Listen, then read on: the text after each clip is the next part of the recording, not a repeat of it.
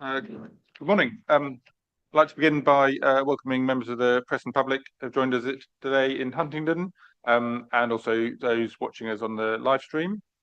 The Combined Authority allows filming and photography in public meetings, so please feel free to take pictures, use social media during the meeting, although it'd be very helpful if you could turn your mobile phone onto silent or vibrate. No fire drills are scheduled today, so if there's an alarm, we will need to leave the building and muster on the high street. The meeting is being recorded for future use. Thank you. So, first of all, apologies for absence. We have a couple of apologies. Councillor Villicott substituted by Councillor Horgan. Councillor Inskip is substituted by Councillor Shepherd. No more apologies yet. Oh, it's apologies. Yes, Councillor Jones has also given her apologies. Item 2, do any members wish to declare a disclosable pecuniary interest or non-statutory declarable interest in any of the items being considered today? And as always, declarations of interest can be made during the meeting at any point. Public questions. We haven't received any public questions. 4 minutes to last meeting, which are included in the agenda papers. We're happy to accept that as an accurate record of the last meeting. Any comments? Yeah, agreed. Thank you very much. And now we move into the substance of the meeting, having caught up a little bit. So the next item is the corporate strategy review, and I believe Jules Yent will say a few words of introduction if you're happy to. And we'd also have mentioned, it's obvious on the live stream, Nick Johnson in attendance as well. Thank you, Jules.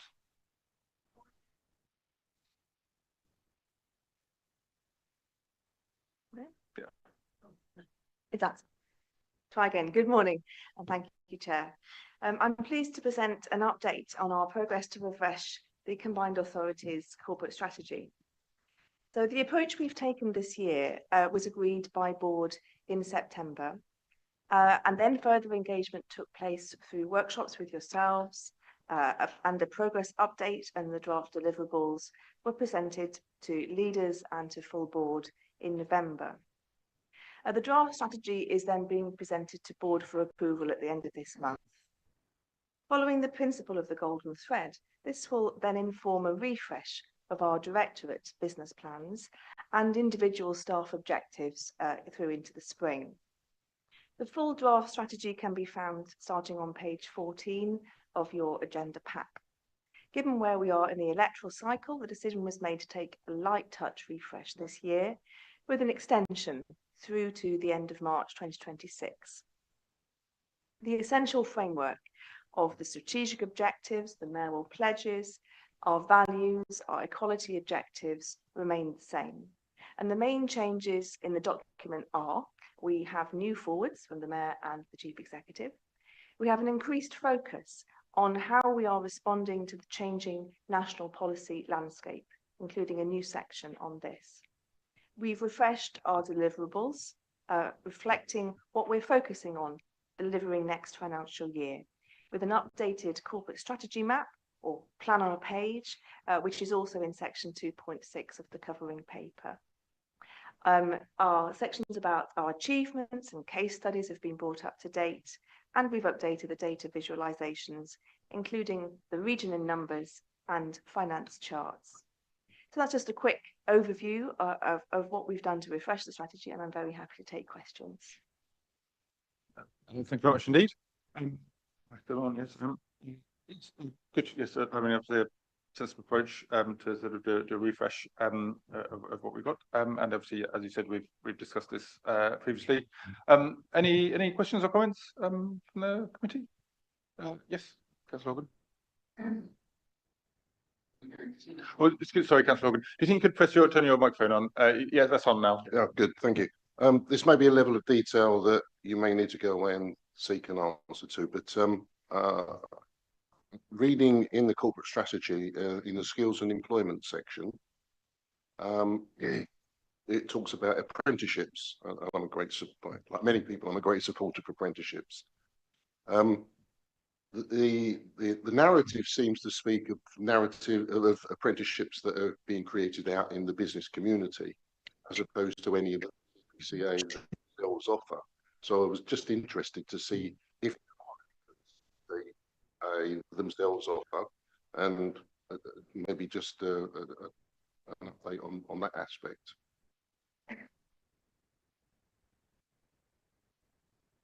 Thank you, really good question. Actually, I don't have the information at my fingertips today, but what I will do is go and talk to our HR department, find out what their forward plans are for growing our apprenticeships and what we're doing on that score.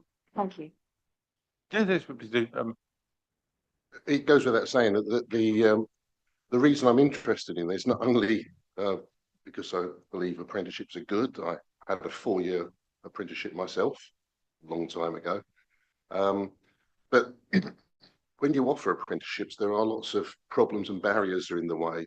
And if you find out, talking to HR, that the CPCA don't offer any apprenticeships, I think it would be a good idea if they did have some, simply because then you learn the experience that the outside businesses have to go through, and you can understand some of the barriers that they have to overcome as well. So that will help us help them, I think, on the longer term.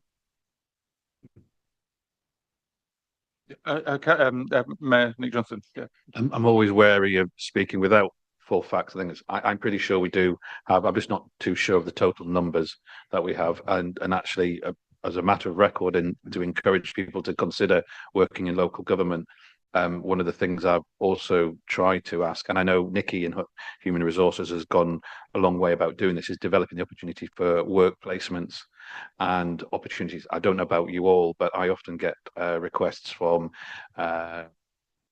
college students who are keen to get more experience, and on occasions I have sort of invited them as members of public, spoken to them directly in terms of what politics means, but actually the idea that a local government is something that maybe people also want to consider in the longer term as a career choice. I would be absolutely one I would want to encourage, not just within the combined authority, but working with yourselves. And I'd be interested to maybe even open the question wider. If again, we are a combined authority. If we were thinking as a combined authority, it would be, if possible, I would, as chair, would ask that could we get an idea what all your organisations offer in terms of apprenticeships and work experience. I don't know about you, if it's something that you would also want to encourage at a local level, be it district, city council, county council, and then if we can start working that as a collaborative effort, maybe. Sorry, I am speaking out of turn here, with sort of a coordinating kind of oversight from the combined authority, working with you all. That would be a very good thing to come out of your question. Thank you. I mean, South Cambs Authority certainly does have apprenticeships, very successful scheme, very supportive of that. Good, thank you. Any other questions on the corporate strategy update? Councillor Hunt. Thank you, Chair, and no surprises for what topic I'm going to be talking about. So in the skills and employment section, I'm pleased to see the combined authority is still extremely committed to apprenticeships, as mentioned, and for addressing the further education cold spots across the CPCA area. Looking at the measuring success section, though, there's less of reference to what the combined authority sees as success in that area. So I was just wondering, what would you consider as success in that area, and do we need to introduce that to that section as an explicit aim? Well, this is taking a direction I didn't see coming. I mean, obviously today you've got the benefit of Councillor Bridget Smith coming from the Environment and Sustainable Communities Committee. There is a lead member, obviously Councillor Ness Singer, who along with myself has really pushed the narrative about identifying, working with the respective combined district authorities. It's a bit of an interesting one, because I remember when this was presented as a kind of budgetary request to, I know what is a cold spot. Well, a cold spot by its definition was that those teenagers, those people looking for further education in those areas of the country didn't have an easy go-to opportunity. I guess the definition would be it no longer is a cold spot, but having not actually made the definition of what a cold spot means in terms of provision, it's probably difficult. And now I do know there's been a lot of movement in that area, pushed by Lucy, pushed by that committee. And I know there's much more to come. Again, it's a sort of thing in the way that we're doing scrutiny now. I would suggest that the lead member for that area, and indeed an officer from that section, should be coming along to overview and scrutiny. Happily, she is next time at the end of the month. So yes, so I think it's maybe more fitted to them. All I would say, in having now regularly gone along as a member on the committee, the addressing there wasn't anything there. At least it's better to have something, and there's a whole narrative there that it was a recognition that actually building another nice gleaming building with a bit of capital wasn't necessarily going to be the answer what wanted, in a much more dynamic approach, using some of the kind of new powers that are coming through a combined authority around the use of an adult education budget. The really good news that we're now a trailblazer when it comes to the youth, making sure that those people in described as NEETs, and we have an additional budget on top of the adult education budget, is going to be used in those areas. So ultimately, very long-winded answer is providing something that previously wasn't there. But there's probably, in answer to your question, I think we do need some clarification a bit better than that. So, sorry. yeah, that's very helpful. Yes, and obviously we'll discuss it more next time at the next meeting. Yeah. Thank you. Any more comments, questions on this question? Yes, Councillor Badnam. This is probably a very ignorant question, but I just wanted to check whether. Good morning. I just wanted to check whether the costs of staff of the authority are embedded in the graph on page 56. How we'll spend our money. Does that come under the revenue spending, under the Chief Exec's office section and the Mayor's office? Is that where the costs of staff sit?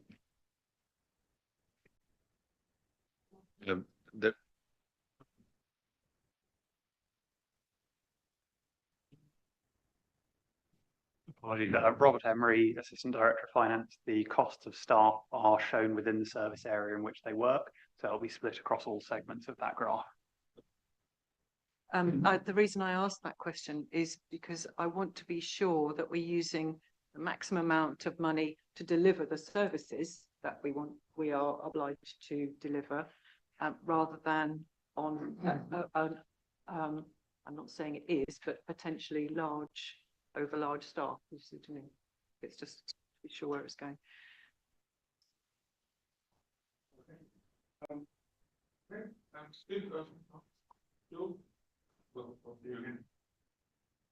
you. The next two items.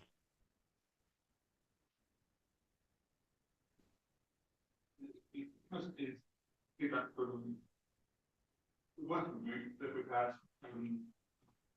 do a lot of work over quite a good time. So positive experience getting involved in budget early engagement from the working group. So what I was suggesting is we'll have a invite if you want to make any comments on this, and then we'll move on to the discussion on the budget. What was it? Should I say that all again? Yeah. Sorry. Apologise. I will repeat myself. So we have two items on the budget now. We've got one on the budget working group, which has been looking at the budget now for several months, doing a lot of excellent work on this, very positive engagement. And then we've got the main item. So I was going to invite Councillor Tunis to make any comments you might want to have, or Councillor Shepherd as well, on the budget working group's work, and then we'll obviously have the debate discussion on the main on the budget in the next item. So hopefully that worked that time. Councillor Tunis, did you want to make any comments at this stage on the work of the working group? Obviously we've got the information there. My first comment was really that wonderful engagement with the teams and the executives throughout, and that was very well facilitated and in depth, followed up with a number of questions and answers. So very pleased with the way that went. The information and the system which is now providing that seems to provide a wealth of information. So there were a number of key points. One was that, again, focusing on the critical aspects, those of change management or significance that we could pick out of that wealth of information. I think that was probably one of the key aspects. And risk management, together with the profiling of expenditure, which was, again, forecast, actual, use of contingency, and committed. And there were a number of questions raised about current projects and their delivery against current forecast plans and where we are at this particular time in relation to the outcomes. And I think that was where we wanted to link the outcomes to the expenditure and monitor that in real time. And I think that sort of summarises the position. Thank you, Chair. Thank you very much. Yeah, as I said, we'll move on to the main item now, and we'll pick up some of these things from the budget working group. But just to emphasise, I found it extremely helpful experience to be able to get that engagement right from early autumn, and I mean, hopefully we can continue that way of working. Yes, so now on the budget, we have joined with us Jenny Scotts and Rob Emery. If you would like to any sort of introductory remarks you'd like to make on the budget? Thank you very much. Obviously, we have discussed this before, but it's great to get to the stage of the final budget. Yeah, thank you. So we're on item 6 now. Oh no, sorry, item 7. Are we still on? Item 7 now. Oh. Yes. So six is the feedback. Okay, group. now we're on to 7. Now on to 7. Yeah. Okay, and that's come as a separate paper, isn't it? Yes. Thank you, Chair, and thank you to the working group as well, Scrutiny working group as well, and members for that and being able to feed into the final budget report, which is what we move on to now. So I think this is just a brief front report, really, just to set out the changes that have taken place since the draft budget has been produced to ensure that we do have that clarity. There have been a number of technical adjustments. They are related to things like we've got the latest council tax based information through from some districts, so therefore we reflected that in the budget. We've also had revised interest rates, so we've reflected treasury management as well on that basis through the MTF, and looking at our cash flow. Sorry.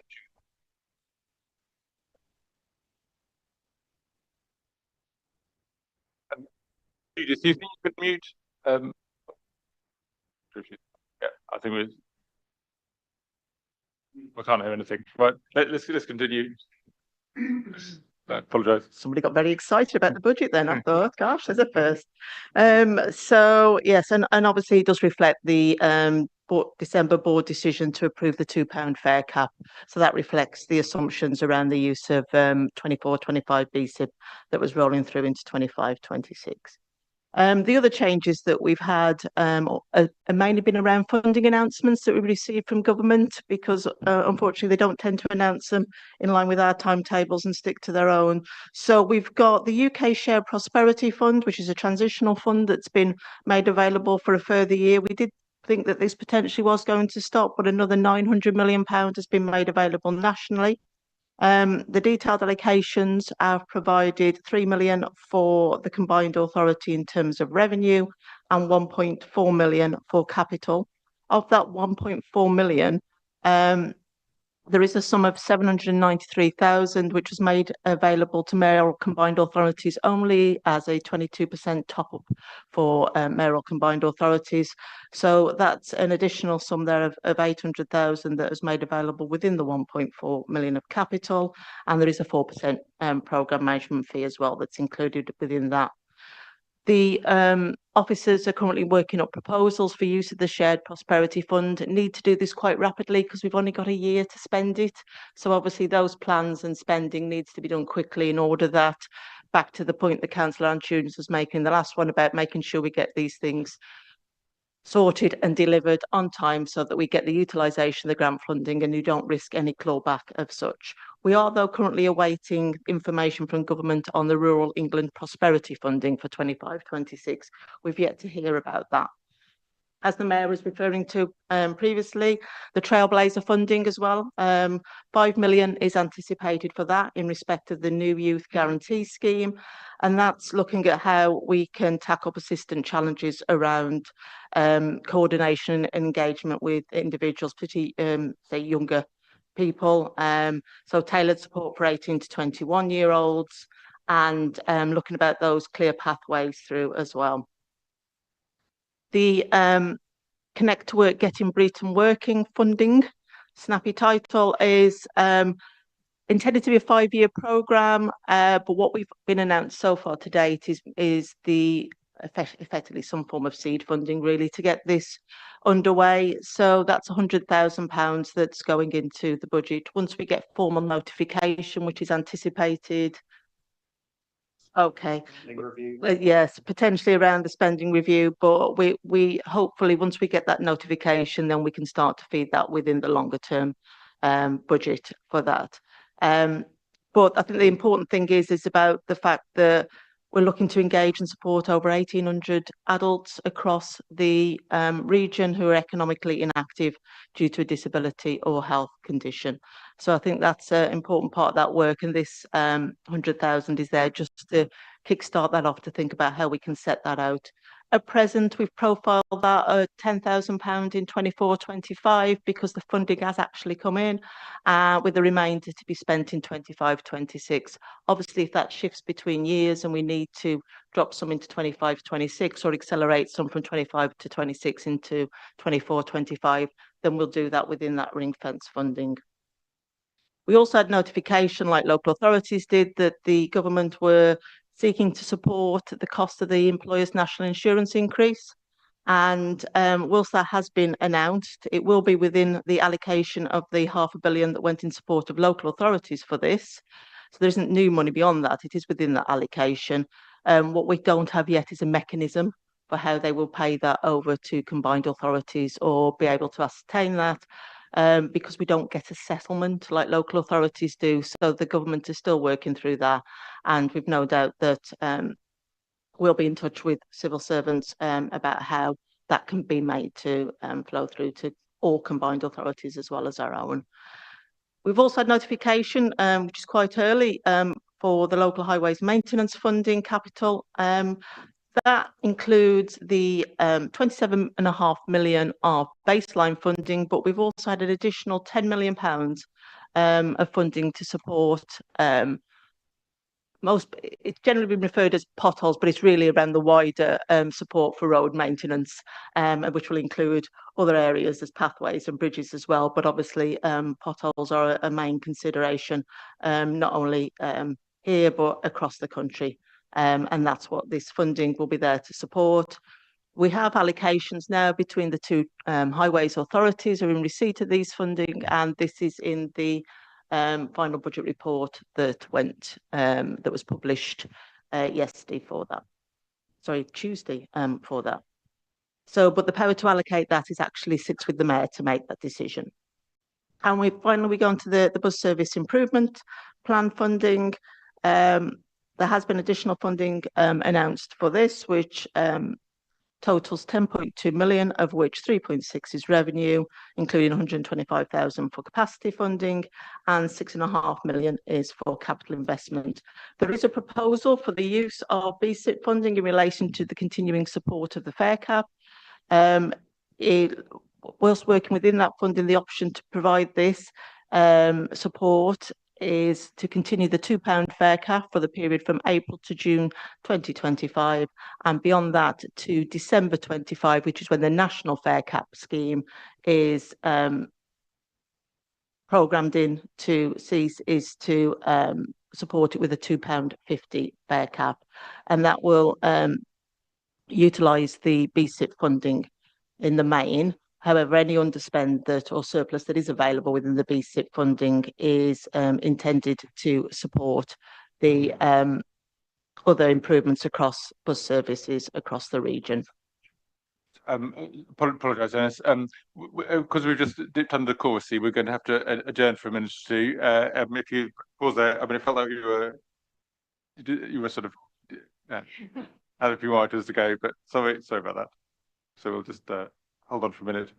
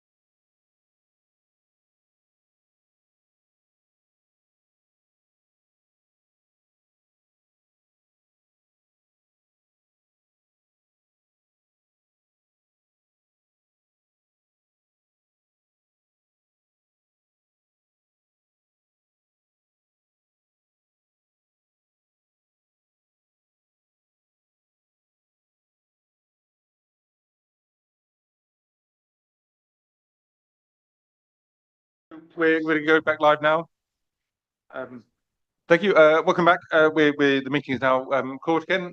So we're going to resume the discussion on the budget MTFS, and I will hand back to Janice to continue her presentation. Thank you very much. Thank you, Chair. And I was just literally on to the last point, really, which is about the utilisation. We mentioned about we've got announcement of BSIP funding coming in for 25-26. So the next or the final part of the report, and I've also got Judith Barker here as well to support on this one, is the allocation proposals for the BSIP. And the reason that we've got to think about this quickly is obviously at the moment we've only got fair cap approval to the end of March 2025. And if we are going to put in or if the board are going to approve changes to it going forward or continuation of it going forward, we need to ensure that that's lined up and bus operators are informed to be able to support that going forward. So this is being brought to the January board to review, but the paper sets out what the proposals are, which I mentioned previously, is looking at a £2 fare cap for the period from April to June 2025, and then from July 2025 to December 25, moving that fare cap to £2.50. That will remain based on the estimated figures within the overall BSIP funding, and any surplus that does remain, as I mentioned, would be used to support any further improvement in bus services. So I think that's it. Thank you, Chair. The details within the papers, and obviously myself, Rob and Judith as well are happy to take any questions. Thank you.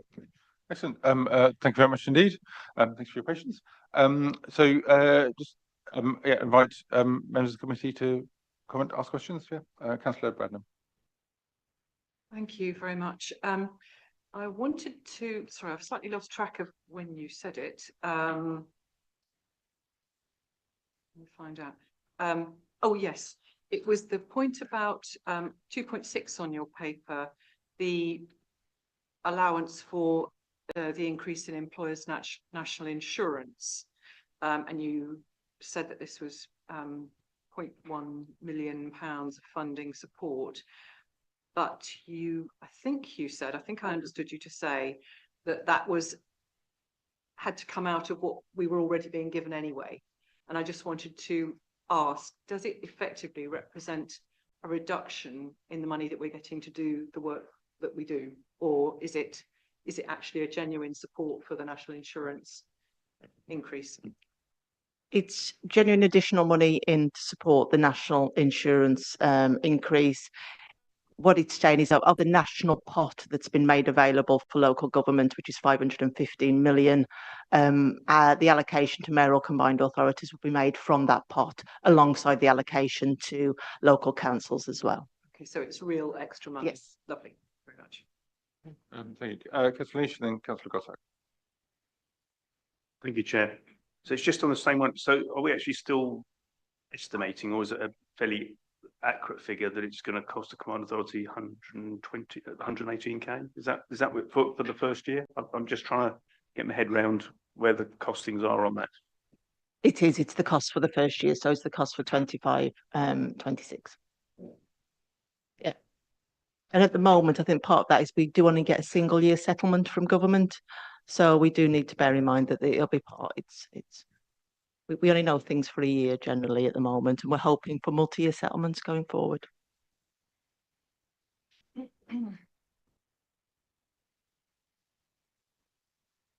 Thank you.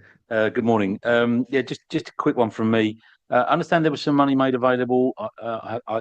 I may have missed it, but I understand there was some money made available to this combined authority for local authority road improvements, potholes and things like that. Has that been squared away and divvied up, and the respective organisations know what they're getting yet? Through you, Chair. Yes, that's the local highways maintenance funding. So that's the 27 million baseline funding plus an additional 10 million. And indeed, we have spoken to both Cambridgeshire County Council and Peterborough City Council, and they have between them seen what the proposed allocations are, and those will now go to board in January for approval by the mayor, because it's a mayoral decision, but in consultation with the board. Thank you. Councillor Hunt. Yeah, I want to spend a bit of time drilling into the BSIP grant, if that's all right. I've only just been getting my head around it because we've only had this paper for about 24 hours, so I hope my understanding is correct. But so the combined authority is currently extending the bus cap and intends to do so following the decision from national government for that to go up.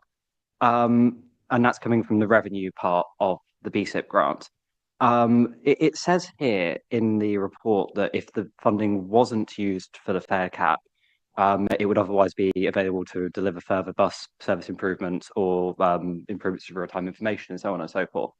Was that the original plan for this grant? And do we have an idea of what won't be delivered using that grant if that decision is taken to use it to support the bus cap? Judith, I don't know if you want to speak about this, about whether there's been any considerations yet of whether if there was going to be a 25-26 allocation, because obviously we have notifications of allocations for 24-25. We've already received this one, so I don't think there's signed up in terms of allocations of it. So the grant is available for use. Is now a decision about whether this is the appropriate use of that grant in terms of priorities for the combined authority and the combined authority board for the region. But it's obviously important to point out it is resources available and it could be used on other things. And I don't know, Judith, if you want to say any more on that. Yes, thank you. So the money that you're referring to was approved by government as our 25-26 BSIP allocation off the back of the BSIP plan that was submitted to government on the 12th of June 2024. So in other words, they allocated the over £10 million, as you say, split between capital and revenue off the back of that plan. That's a fairly high level plan, and it does indicate a range of revenue and capital investments that we could do if we were allocated money. But as Janice quite correctly said, because the allocation of that money only came late in 2024, we hadn't actually made any decisions about how that money would be spent, although it would absolutely be spent in line with that BSIP plan from June 2024. So the current proposal is that the revenue would be used for the fare cap. If it weren't used for the fare cap, then obviously it would be used on something else within that plan. But the proposal is currently that the revenue funds would be used to cover the fare cap, and the capital funds, which are over 6 million, would obviously be used for capital investment in bus infrastructure, which could include further real-time information, bus stop information, wider bus stop investment, and obviously bus priority works as well. But hopefully that responds to your point, Councillor. That does give me some reassurance there. I'm thinking about the bus fare cap. It says here that it's the idea is to extend the bus cap to the end of December 2025, the end of the calendar year, which is also the same time that the national fare cap ends. So seeing as that period at the start of 2026 is still in the same financial year, is it the combined authority's intention for that bus cap to continue into the start of the 2026 calendar year? Because if not, do we not risk building a cliff edge when it comes to that cap, which is quite a key concern of mine? Chair to that. Yes, please, Judith. Thank you. Thank you. You quite rightly identify that the government fare cap that was approved at the £3 level in October 2024 covers then the calendar year of 2025. Clearly, that's a situation that we are going to have to keep under review because, as you identify, we don't know what's going to happen on the 1st of January 2026 concerning the national fare cap. Clearly, the government will be considering, I'm sure, a range of options, which may include a staged increase to £3.50, £4, or it may include basically allowing the system to charge fully commercial fares. We just don't know. So for our point of view, we are bringing forward proposals that cover the current known costs up to December, because obviously we know if there's a government subsidy to £3, we know what the cost we can calculate with a degree of certainty, although as we've seen that's quite hard to do, what then we would need to make up the gap for. What we need to do is to work closely with colleagues in DfT, understand their proposals that are coming forward, and when we understand that, clearly I and the team will need to work very closely with the finance team, Janice's team, to bring forward any proposals that we might wish to do to address any affordability issues that might be arising once we understand the government's proposals. So we will need to keep that under review. What we do know from the terms of the BSIP money, so it is perfectly within the rules to use BSIP money for managing local affordability issues, and we will need to keep that under review. But clearly there will both be affordability issues within the budget, as well as policy decisions to be taken about how we want to respond to the government's position and our own local affordability challenges. So it's absolutely something we're aware of, but it's difficult to plan for until we understand the government's position, but we will be keeping it under review. Yes, Nick, yes. Mayor.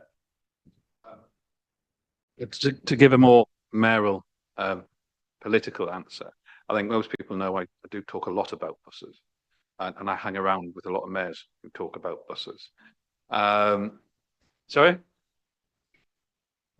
I don't know if that's an accusation or an insinuation. I just would add, as an observation, in those conversations where some success, if we look at other combined authority areas, particularly Andy Burnham in Greater Manchester, where a new bus reform and a franchising system has been rolled out, patronage is going up. It's seen as a success. It's very much the drive of other combined authority mayors. And the thing that, in experience, and we're getting from those teams, is affordability and reliability are the things that really, really drive patronage. Let's be fair, the previous government introduced the £2 fare cap, and it was very successful at driving a post-COVID patronage up. Where we have seen in our own area with our own little trials, the Tiger card, reducing costs for under 25 to £1, when you've got 34,000 I'll say not all teenagers, but youngsters who are out and about driving patronage, that's a good thing. I think this is an important thing. I think the fact about the cap, how it was a cliff edge potentially at the end of this year, and that's why we had to, go through process to get an emergency kind of spending arrangement to keep it as it is until provisionally now to April. But for me, this is integral to the kind of ambition that I think we would all want to see our public transport locally being accessible to everybody, but particularly the affordability and reliability, because again, and this can be borne out by public health research, whatever, the fact is, if you have affordable public transport, it drives social change, and social change for the better in terms of opportunities for people to get the jobs. So this is something that's at the heart of a mayoral priority. I believe for the majority, if not all of the board, this is something that we can work towards, but I think we have to be mindful. And I know all other mayors will be lobbying the government to maintain at a national level affordability past any cliff edge. But I am pleased that the government's listening on it. Thank you very much. Councillor Bradham. And I'm sorry if I missed the answer that you gave before, but so one observation, of course, affordability and reliability and being able to trust the service also improves our green footprint, because it takes cars off the road and you can use them. And of course, anyone's only got to go to somewhere like Amsterdam and see that the public transport system is the preferred method of travel. You know, it's what works. So we want to get to that situation. But my specific question was, I didn't quite get whether the putting the money towards the fare, extending the fare cap, would actually jeopardise our ability to fund the services that we, the mayoral authority, has had to support because Stagecoach withdrew them. I just wanted to check, is that from the same? Yeah, I'm sorry if that was answered before, but I didn't quite get it. I can answer that if you're happy to. No, it's not. Essentially, they are from separate funding streams. Okay, thank you. super. Thank you very much. It's actually Councillor Redmond actually almost answered the question I was going to, because I'm trying to confirm whether, because obviously we say the accessibility, and especially in rural areas, is the problem, and some of the issues we have with routes, and some of the improvement plan was looking at increasing those routes or supporting those routes from demising.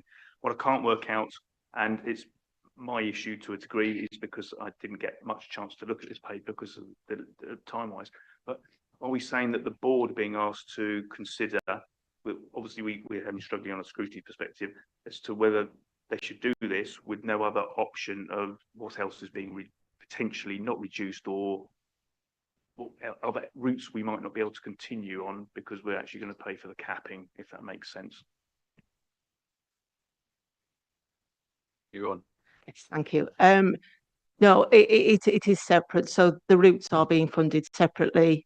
So it will not affect the continuation of routes. What it is, as Judith mentioned previously, is that the other options, it could be used for improvement in bus services. And, you know, we mentioned about things about digital timetables and bus stop information and things like that. Whatever was potentially within that plan she mentioned about a June 2024, it's not about any impact on bus routes.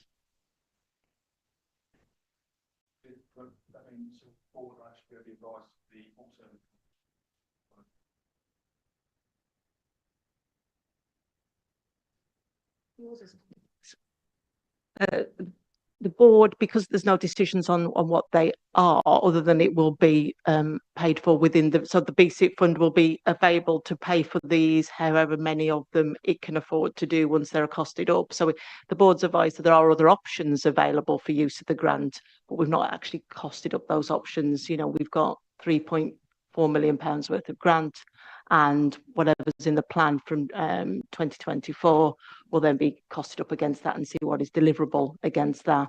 But it can indicate about, as Judith mentioned, the sort of areas that it could be used for.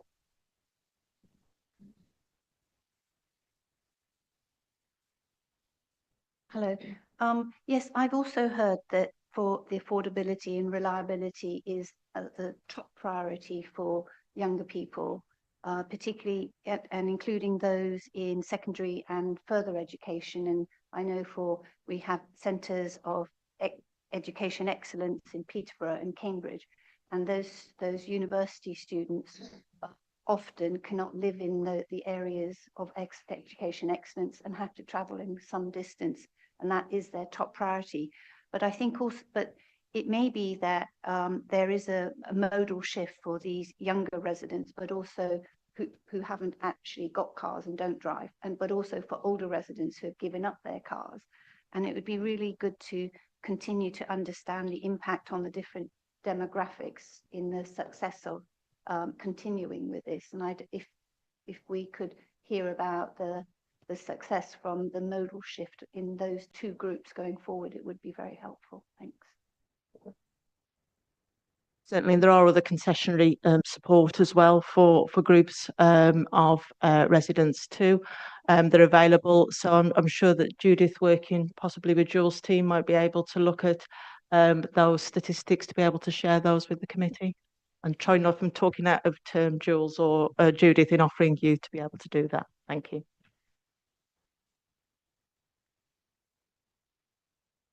Firstly, I would just, on Jules and my joint behalf, I would reference, obviously there's a number of KPIs in the state of the region that are regarding transport and connectivity, as well as demographics. But as well as that, we are working very closely with Jules's team to update the monitoring and evaluation of our local transport and connectivity plan. And in fact, there is a paper going to our Transport and Infrastructure Committee on the 24th that covers these updates. I can't remember the total number of different KPIs that there are in that space, but it's over 30. And a lot of that is around modal shift. And the importance of, what are we achieving in that space? Are we seeing increases in public transport use? Are we seeing reductions in car use? Obviously, one of the LTCP targets is for a 15% reduction in car use. So all of that is being monitored, and we're looking at how we're doing that, how we're improving that, and so on. And that, as I say, a paper's coming to tick on that shortly. I think you make a really interesting point about the demographics and how we're doing that, and we can absolutely take that away and look at how that demographic analysis fits with all of the above. The other thing that I would say that we're doing, and we're bringing this the final point I'm going to make is coming to Transport and Infrastructure Committee in March, and that is work on a bus network plan. So that we absolutely understand where all of the services are currently and how that they can be improved in terms of ensuring efficiency and effectiveness. There hasn't been a bus network plan of the existing routes for some time now, certainly predating the CPCA by some time. And so what we're doing is pulling that together so that we can see both where the gaps are, but also where there's multiple buses on the same route, which could be run more effectively and efficiently if there was a different model of operation in place. So clearly the monitoring is really key, and you can see the importance of the monitoring in particular through, if you look at Transport for Greater Manchester's data sets that are available online showing punctuality, frequency, and the patronage data that they've now got. Understanding all of that, and understanding as well the demography of who's using the buses and who's it operating for and how do we address some of that is really, really important. And so that's an increasing area that we're looking at, and I'll be working really closely with Jules's team to sort of embed and develop that in the coming months. Thank you. Councillor Divkovic next, and then Councillor Goss. So I'm just looking at the New Youth Guarantee Trailblazer funding, which is of £5 million. And this is the funding that's going to be in the region of £5 million for 2025 to 2026, which is for providing tailored support for 18 to 21-year-olds who will need additional help with preparation for employment, and then help to access education and training opportunities, etc. So I was just asking if there are any plans to provide grants to local frontline charities that support young people with employment advice. Are grants going to be available to them? Is any money going to be allocated to them or available to them? Thank you. Through you, Chair. Essentially, we're waiting for the details of the allocation to come through. As I say, we're very lucky to be part of a pilot scheme to be using this and being the trailblazer for that. So we're just working through what the conditions of the funding will be, as we need to ensure that they're being used appropriately, and then what there'll be a proposal being brought forward then about the usage of that grant fund. But I couldn't give you the details at the moment because I haven't seen the actual proposal on it. I'm sure colleagues from our adult education and skills team would be able to support further on that, and I can obviously put you in touch with them or put them in touch with you. Thank you. You follow up. Councillor Goss. Thank you, and good morning again. You raised a question in one of the previous answers about moving, and in the room I've heard comparisons with Amsterdam, with Manchester. We've had Nottingham discussed before. the existing infrastructure before combined authorities came into these places, I can't talk for Amsterdam, but I have visited Amsterdam, are chalk and cheese with Cambridge and Peterborough. Absolute chalk and cheese, right? So the question I have is, you mentioned about other modal shifts and moving into different operations. Are we talking about something that is possibly one day not just going to be buses? Because everything here means bus to bus to bus to bus. You know, they don't necessarily work. They don't get people to where they want to go. I have a real fundamental issue with this. Is that a lot of what I see in what's happening in the bus is positive and good, okay, but it's not a means to an end. Sorry, it's part of the solution, and we've had a long while now of talking about it being the solution. It's not. It's part of the solution. Johnson. That was more of a sort of political question rather than a sort of, or maybe an existential question for the combined authority.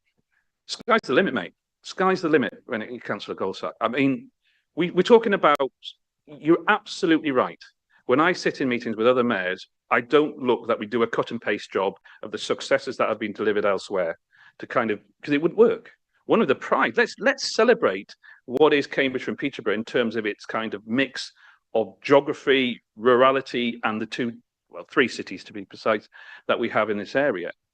But I tell you one thing I'm really sure of across the board, if you look at the success of Greater London in terms of what they have, it's not just buses, it's an underground, it's trams, they've got everything. You know, as you know, you put your Boris bikes, call them what you will now, but it's transport for London. We want a transport system for Cambridgeshire. You know, the narrative is it's a tiger network, but what it is built on, because the most number of public transport journeys that are done anywhere are always on buses. You need the foundations, fix the foundations and build up from that. And if anybody thinks that the mayoralty, and for myself, or indeed the combined authority, is only just about buses, they are sorely mistaken. Now, we've got to move on. That's what the LTCP was all about. But, you know, I'm on record. I've talked about tiger trains, tiger trams, tiger bikes. The Tiger's there as a brand, you know, okay, that may change, but the narrative of a London-style transport system that delivers for Cambridgeshire and Peterborough, you know, with one ticketing, and that allows you to move seamlessly between operators and between modes of transport, active travel, and encouraging the point that was made about trying to improve the environment by getting more people on public transport, addressing air quality. That's there, but you know, there's an envelope and there's an ability with what was within the gift of a combined authority in terms of our powers. But look at the white paper. I came away from the white paper before Christmas, and I came away buzzing in terms of what is expected, where combined authorities now may be able to do much more impressive work around network rail, as well as the sort of the desire across the whole of the country for the kind of bus reform to be delivered. So I'm with you. I'm absolutely with you. The only thing is, it costs money. And you know, I get criticised for some of the ambitions that I've tried to say and some of the difficult political decisions we've had to make and ask of the local population to get, first of all, to save bus routes. Chatteris wasn't going to have any buses. Now it does. Now we're looking and delivering in your area demand response transport, all those launches. It's because of ambition. You start with a bus network, you get people to believe it, and then you move on to the trains, the trams, and everything else. Come back through you, Chair. It's interesting to use London, and I think you're right to do so. There's a smorgasbord of offerings there for transportation. 2 Saturdays ago, I have a disabled mother-in-law, and my wife is recovering from knee replacement surgery, and they had tickets to go to Aber Voyage. So I said, well, rather than going on public transport, which would be difficult for you, I will drive you down there. £17.50 to nip into Aber Voyage in Bow on the ULEZ charge. You know, it made me no, I know it's not, but it just made me. So when we do make this modal shift, we have to make it available to all. Katie mentioned earlier about students being able to get to school. You know, why not an above ground tram system or something in Cambridge? Why not an above ground? You know, why not? I wanted to raise the point that what we'd had from Janice was, you know, we're moving into other areas, you know, light rail here or wherever it is. Okay, we need the funds to do that. So we've got to be in the right position to gain those funds. So, well, anyway, I accept the answer. Thank you very much. Thank you. Councillor Antunes. Thank you, Chair. It's a question which we debated a little while ago. Well, I've done a little bit more research since, and I'll enlighten you. And it follows on from Councillor Goldsack's question. I've done some research into what's called the low altitude economy, and this is including airships and other means of transport which could deliver for commercial and residential movement, and takes the pressure off existing networks. Now, you know, internationally, countries and nations are moving towards this. And the research I've done, and I've taken this up with Peterborough City Council as well, with the Director of Economy there, and they are very positive about looking at this and moving it forward. So, but it is about money and time. There are local companies, there is one based in Bedford, who are already well developed in putting this technology together. And I think, given what was said here, in terms of the allocation of funding and support, I do think that in the near future, I mean in the next 20 years, is certainly going to be something that we need to be engaged with. And that includes, flying cars effectively. If you look at the Chinese manufacturing economy at the moment, they are huge in that. And micro EV vehicles as well, which I think is going to be an enormous shift, depending on what the government's looking at. But what I'm saying is I'm fully behind what you're saying. These projects need many decades of investment, and therefore need to be invested in now and looked at now and resourced now, so that we can actually start looking at bringing that together for that sort of horizon. So forgive my rambling, apologies. So I think Councillor Senator Clough, and then back to Councillor Sombra. Through you, Chair. This is possibly a question for Mayor Nick. Obviously, we live in a county where we've got Cambridge, which is a leader globally. Peterborough is more industry based, but so many residents across the county can't access either. To go back to the basics here, how can we unlock Peterborough and Cambridge with more, I think we need more joined up thinking. You and I had a discussion earlier about how we have these grand ideas, but then they go to the district councils or wherever, and then they just get held up. So how can we unlock the transport to enable residents to access these two cities? Yeah, Look, I would take you back to what's happened over the last 6 months in terms of a new government. They've asked local authorities, and in fact, in the white paper before Christmas, they created the ambition to deliver strategic authorities across the whole of the UK. Let's be clear, we've got a head start. In Cambridge and Peterborough, we have a combined authority looking to move on to that strategic authority. But as I've always said, from the minute I arrived, we can only do it by working collaboratively within our own combined authority. So in the course of the last few years, yes, we've introduced the local transport connectivity plan, and we can respond to more ambition that comes from national government around devolution, and for us taking control of our own destiny. I would encourage you all to go back to your representative leads of transport and indeed your leaders to ensure, if you're not hearing that, speak to them, because I would argue there's an awful lot of stuff that we're doing, which is about trying to get that coordination, trying to break rural isolation in some areas, but also delivering more improved connectivity. If you don't feel it, I've always said to all councillors, all elected representatives across the whole of Cambridge and Peterborough, email me, and I'll put you in contact with the transport officers here who will say what we're doing. But ultimately, the big thing is a 10-year growth plan, which all of the leaders, and obviously appreciate Bridget's here as well, and she could even add in if you want to do, is that we're expected to put that in front of the government in terms of identifying how we get growth, and growth often comes from improved connectivity. What are the restrictions? And some of those could be, around freight would be the Ely Junction area capacity issue and the connectivity and frequency of trains between the north and the south. So it is happening. Those conversations are live with your officers, with your elected leaders, at the combined authority to put forward to government, you know, a 10-year growth plan, which we think works for all of us together.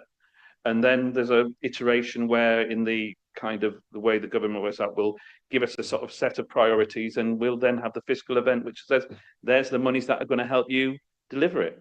But we're working on it now. Thank you. Who wants to have? Councillor Sonbury, yes, and Councillor Khan.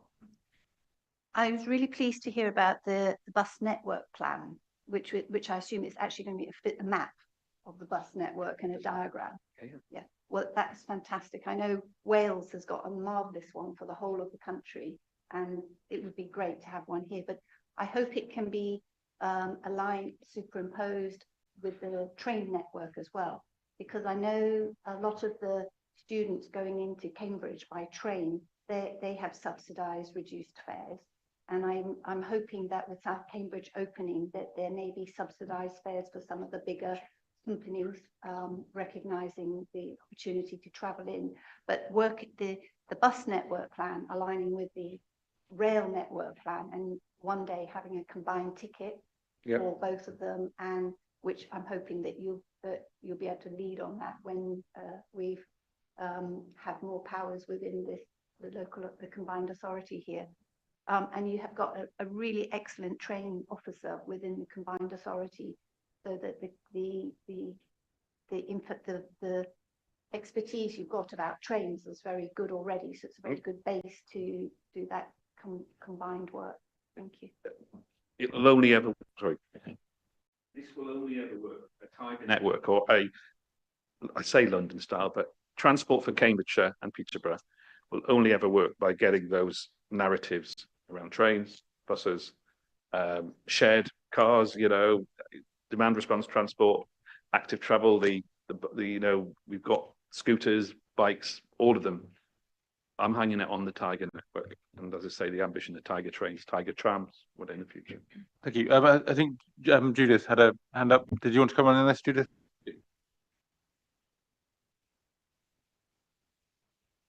Interested, on the wall just outside the meeting there is a draft of the plan, so if you want to go and have a look at where it's at the moment, it's blue tacked to the wall, so that might be helpful. Secondly, where we are at the moment is absolutely phase one, mapping the buses, and then, as you say, mapping the other aspects of the integrated system will be further stages, as well as looking at efficiency and effectiveness of what's there now. So this is very much baselining, understanding what's there, mapping what's there, and then building on it. So we look forward to working with you on that. Thank you. Councillor Khan. The two basic in your provision of a bus and transport network, there's two basic objectives, one of which is the social service of providing accessibility, and the second is modal shift. And I mean, from my observation, they tend to be rather different groups that are and services that are going to fulfill that. For modal shift, you have to be more attractive than using the private car, and that's very difficult, particularly in a rural area where buses tend to have to be slow and not very effective. So your main role in the more remote areas is going to be social service. Whereas coming into the large cities, for instance, where you're trying to reduce congestion, it's going to be modal shift. How do you determine the difference and the balance? I mean, with the modal shift ones, you're going to also want to reduce the attractiveness of the destination for your is part and parcel of it, reducing the attractiveness of the destination for public using private transport and make it more accessible for public transport. How do you do which means kind of coordination with the local whoever's managing the road systems and the management of the town centres, the main attractive areas. How do you manage the coordination between those and your bus services? How do you think it's going to develop with the reorganisation of local government, which has been proposed now? Can you give any idea how you balance the budget towards these two? Chair, through you, there are so many questions there that I'm never going to be able to give an authoritative answer, and I would argue that you quite clearly there's a lot of technical detail about how you do that over a large scale. I'm more than happy on behalf of my officer to say, if that's a direct question, you want to come to us and we can find a way to say how you do it. I'm sure there's probably a whole thesis and several to say how it's achieved. But you're right, we would absolutely have to do it in conjunction with all our constituent parts, particularly the current transport authorities. But again, in the course of time, that's something that has been looked at in terms of a devolution power to the combined authority. But that's, I think, specifically would be around county council and Peterborough City Council. But that would be, you know, going back to the points about the uniqueness of different areas and how solving these problems. It's the fine detail and the importance of understanding what bus routes work for which groups or for which colleges will only ever be achieved by real meaningful engagement with officers and the communities at a granular level. And I would argue that's what we have done as part of our initial consultation, the proposals we put on in terms of not firstly saving bus routes, but then bringing new ones. And as a final comment, if you will indulge me, I don't think there is I have no problems about being known as a mayor or as a combined authority that puts social value at the heart of policy. Where things I think go wrong within all public decision making, if it's always just about value for money, it's of course an incredibly important point of that. Why wouldn't we need to be able to spend the monies that we raise in local taxation well and demonstrate that? But there are times where the support of rural bus networks goes far beyond value for money. It's about unlocking opportunities for kids, the older people who maybe want to get out and are suffering from rural isolation. So hallelujah to social value with engineered into our decision making, be it around buses or indeed about skills, be it about the environment. Thank you very much. So I've got Councillor Hunter and Councillor Divkovic, and then perhaps we could try and wrap up the item. Thank you. I want to move us to a different part of the budget, if that's okay, to the new and shiny Youth Guarantee Trailblazer funding. So that's quite an exciting opportunity, that £5 million, and it's quite nice for our region to have a chance to be a trailblazer. I appreciate there's probably not numbers in front of you, but I'm quite curious about how that compares to current funding that the CPCA receives for education and skills. And I think one for the mayor is kind of it's thinking what's your ambition for that funding going forward? I'm a bit unsure to give you the totality of the adult education budget. There's skills. Oh, maybe Rob can give you that. Do you want to give that? I think it's roughly 12 million, or it was, and maybe it's gone up a wee bit. So I would argue it's almost 50% an opportunity to trailblaze and to show initiative. And I was very pleased when Liz Kendall, as the Secretary of State, came to announce that at Peterborough City College. I think it's a bit dangerous for me to talk about ambitions. All I know is I was very pleased that because there was different ones. Some of it was about the youth guarantee. It comes as perhaps as somebody who's had a background in child health and who has actually realised how I could be looking after young children who turn into teenagers, and I then discharge them on to think I have those conversations about what are you going to do when you're growing up. And it's not always about, oh, I want to go off to university. It's there, that wide opportunity, and knowing sometimes that health issues and also their position of where they live and others could restrict their opportunities in life is a big frustration of mine. So it's about changing the narrative for those who have been forgotten about in terms of opportunities for employment and education, particularly in whatever the youth is. And just to confirm on the quantum, AEB is, as the Mayor was saying, about £13 million a year. We also have individual project funding for skills boot camp. So our total funding for the current year, I should say, in MTFP world was £20 million. Next year, because the skills boot camp hasn't been confirmed yet, it's just the AEB currently. So 13 million plus this 5 million. Good. Thanks. Thank you. Sorry, technical spot there. No, fine. That's what we're here. We're here to be overviewed and scrutinised. So that's Councillor Divkovic. Thank you. Going back to the £2 cap. Do we have any data on the wider economic benefits of keeping the cap? Or is it just a matter of meeting the commitment to the £2 fare cap? and obviously the social benefits to families and the elderly, like you said before.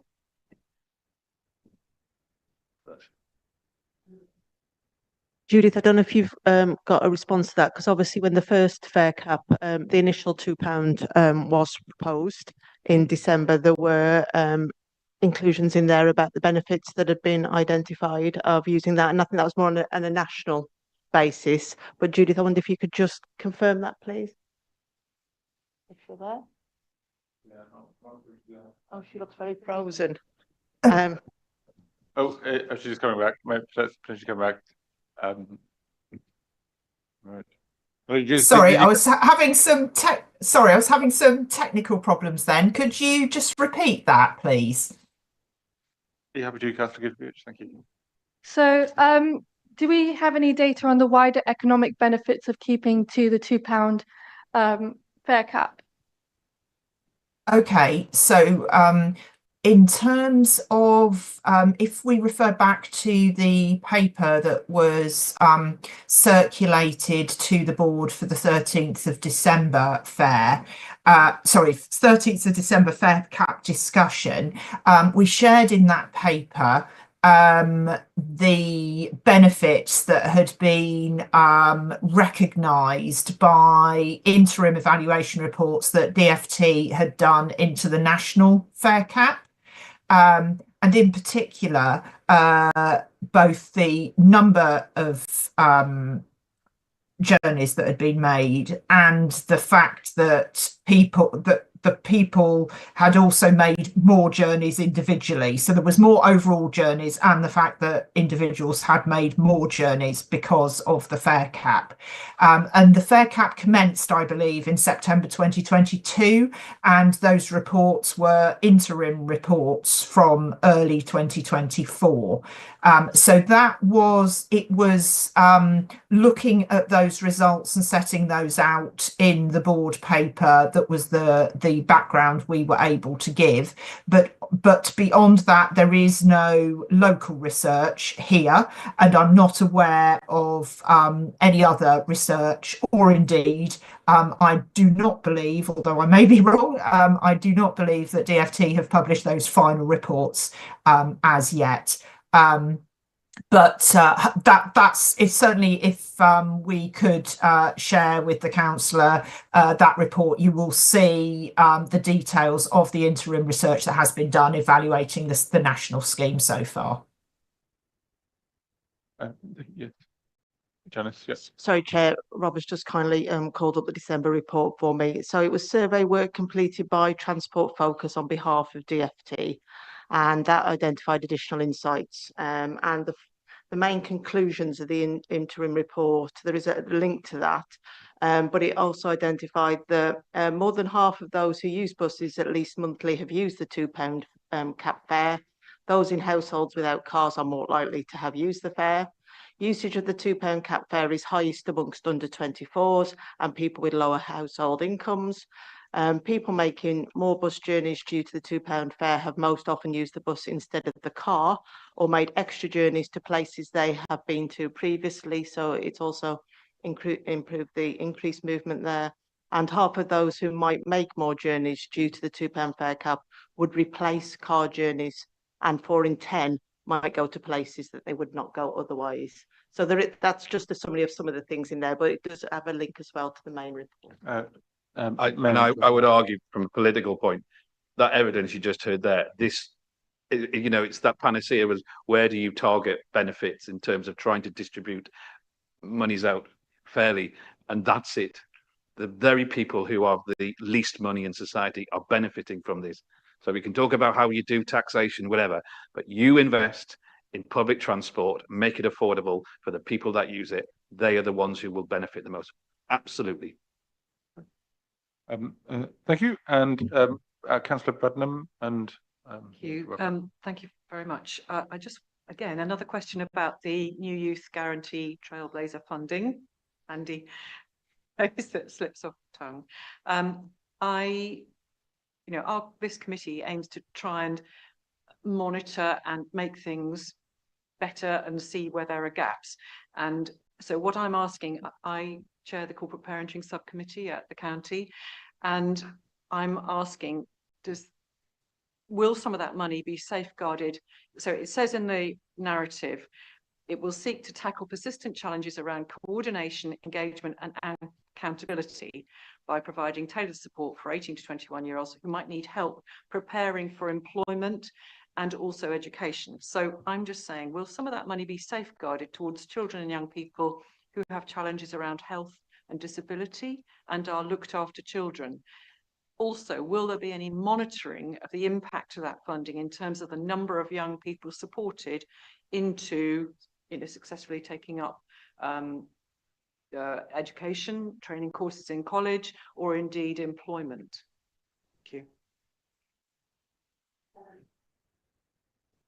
The details of what the investments are, we don't have yet, and that will be what is worked up as part of this going through, and obviously there'll be an approval about where that investment takes place.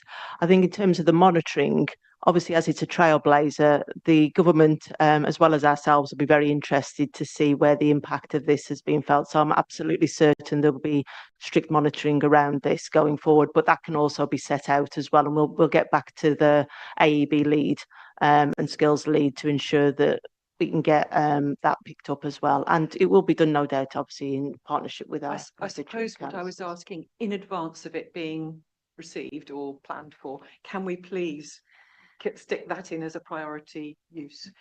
Because our looked after children, these are the children in our care as county councillors, I am one, but is that our looked after children have such challenges because they've often had to change education a number of times depending on where they've been in foster care or in residential care. They've had challenges to do with their education. They've had challenges often to do with trauma right at the very beginning of their lives and as time's gone on. And so for them, we really need to support them. What's amazing about our looked after children is that they are incredibly resilient and they're incredibly entrepreneurial. And in fact, I talked to an entrepreneur who was saying he preferred to work with children who were leaving care because they were so much more resilient, so much more driven than other young people. And so please, can we categorize some of that money for looked after children and children in care and children who are young people who are leaving care? I think we've heard that point. I'd point out that the Combined Authority has lots of examples where we have identified care experiences as an identified characteristic, and is something we appreciate within our own organisation and have worked with all our members to highlight that. I think it will definitely be taken away as a point, and maybe the lead officer can come to you back on space. And if you write to me directly on it, but it's a matter of record here, I'm more than happy to kind of initiate that conversation. I'm as interested as you are. I would argue back, not argue back, but I'd point out things that what we should be looking for again is as a combined authority, the strategic authority, we should be looking for additionality. So obviously the statutory responsibility sits within your organisation, but I don't just go, well, it's yours to deal with. I want to work. I absolutely want to work, and I say that as somebody who has written many reports as a medic for looked after children, has been involved in the placement of children into care, and has looked after children who are, as you say, very resilient, but who have always had some real challenges through that, and they've not always been the most pleasant interactions I've had to deal with them in terms of moving them from very challenging environments. So I absolutely appreciate you highlighting that particular group. It is well recognised within this organisation, and we will take it back to you, come back to you. I'm going to take that as minuted. Thank you. I would really keen to wrap up because we've got other people to speak and we've got a few items to go for. If you want to do a quick one specifically on the budget, Councillor Khan. Could you put your microphone on again? I think you just turned it off. Yeah, it is now. Yeah. To do with the apprenticeship scheme and the funding for the apprenticeship scheme, I just wondered how much of the how the funding has worked for white collar apprenticeships. We have a very successful planning apprenticeships in South Cambridgeshire, but I can see that with the introduction of home working, white collar apprenticeships might be more difficult to manage. I just wondered whether there has been maintained white collar apprenticeship training, or whether there's been any problems in funding budgeting, and how you budget between the two different, the more manual on the ground ones and the more white collar type. I think we're sort of probably straying off the budget, but if you had any comments on this. Yeah. Well, you know, Yes. whether you're having problems allocating the budgeting for that sort of scheme or not. It's about ensuring we've got providers as well that are able to come forward to be able to offer the opportunities. And I'd need to get back to the service to get to the detail of the allocation of it and if that's changed over time. Because I think it's about is it a shift over time as opposed to what the ultimate is we're allocating. Whether now. there's been problems actually allocating to white collar schemes and whether they can be maintained. Yeah, I can again speak to the service lead for adult education and skills on those. Thank you. Appreciate it. Thank you. Thank you. So we to notice the updated report. Oh, Councillor Johnson, Nick. Chair, I get the sense you're wrapping up. Can I sort of interject because please. I have to go and do a TV interview. Yeah. I'm already they're on hold. So can I just say thank you for again allowing me to come for this part of the meeting. I had, if I'm honest, intended to sit with my lead member for the Environment and Sustainable Committee. I think because of the set of circumstances, I'm leaving you on your own, Bridget. So, but I'm sure you're more than capable. No. So thank you, and my apologies that I'm going to have to make an exit now, if that's okay. Yeah, no, very grateful for you to be here and answering our questions. Thank you very much. Yes, so we're to know the report. I mean, we do also have the opportunity to make recommendations or pass on comments to the board as when it meets. I didn't sense from the discussion that there was any particular points, but if there are any that, I mean, obviously the lead officers and the mayor have heard all our comments. But if there are any particular points that anyone did identify that would be worth reporting directly, sort of formally to the board, we can do that now. But if not, I'd just like to highlight again the commitment to allocation of funding from that grant to children and young people in care and leaving care. Yes, yeah, no, absolutely, and I think in some sense having the mayor and the lead officers here, we couldn't sort of make the point more possibly, but yes, absolutely. Okay, good. Well, thank you very much. Thanks everyone for the discussion, and in particular, thank you for Janice, Rob, and Janet for answering our questions so thoroughly. And yes, good luck in taking it to the board. Thank you.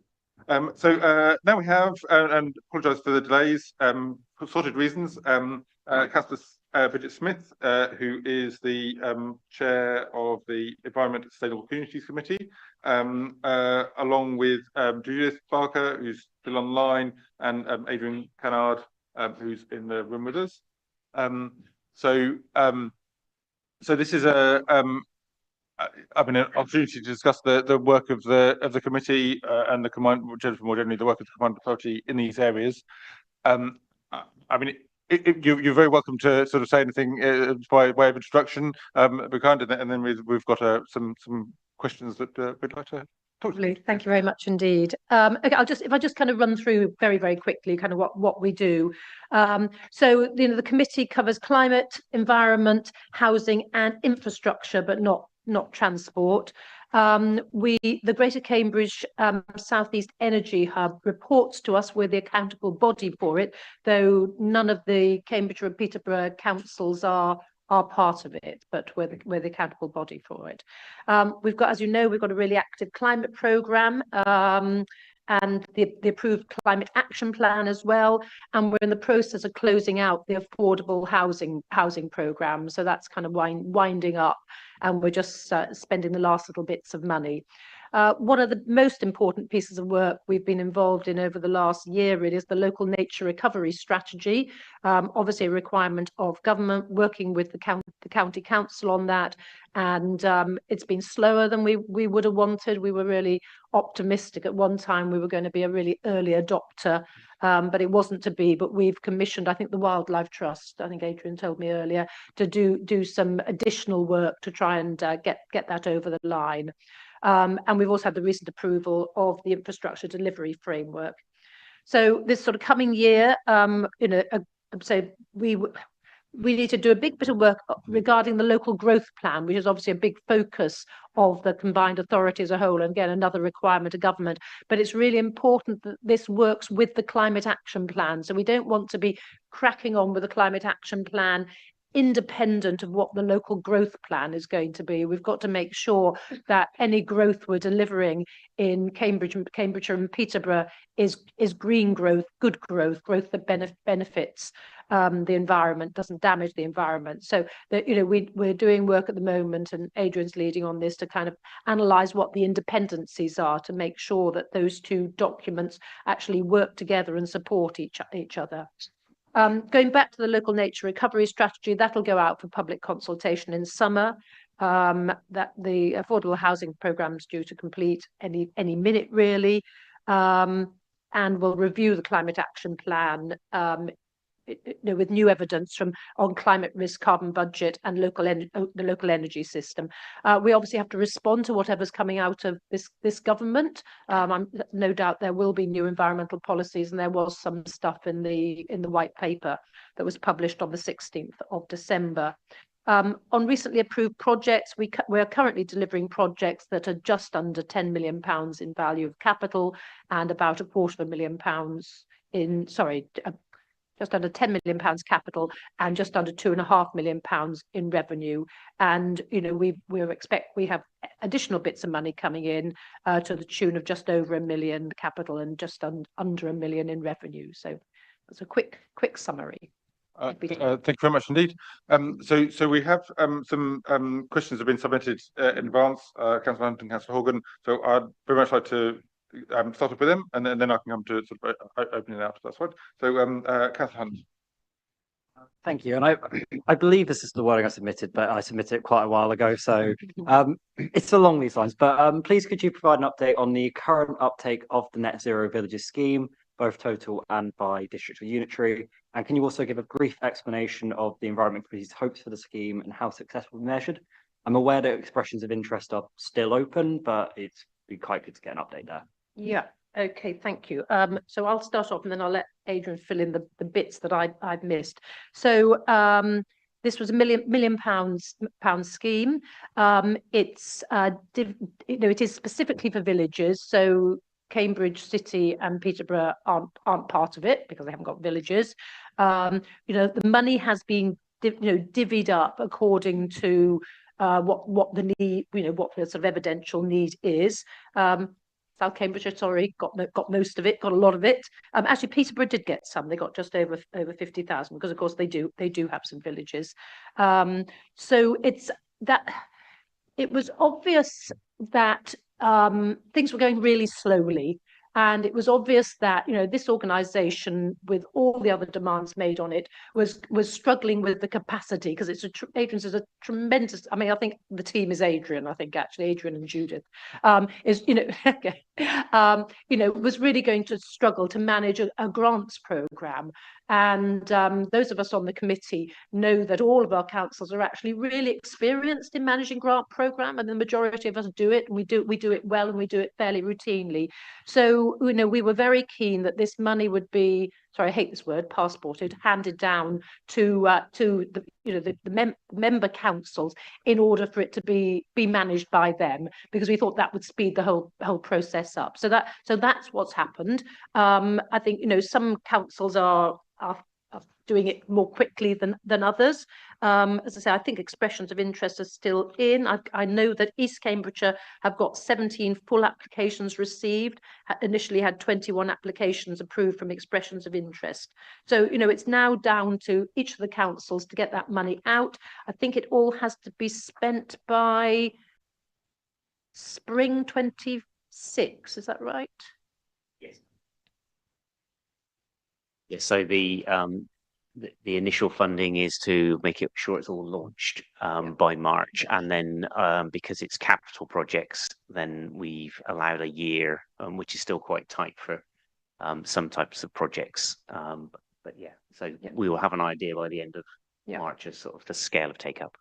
Voluntary groups, community groups, social enterprise groups can apply, and public sector can apply on behalf of communities. So parish councils could put bids in for enhancements of community buildings, and it's really anything that has a positive impact on climate and make sure that we're reducing the carbon emissions of all of our villages.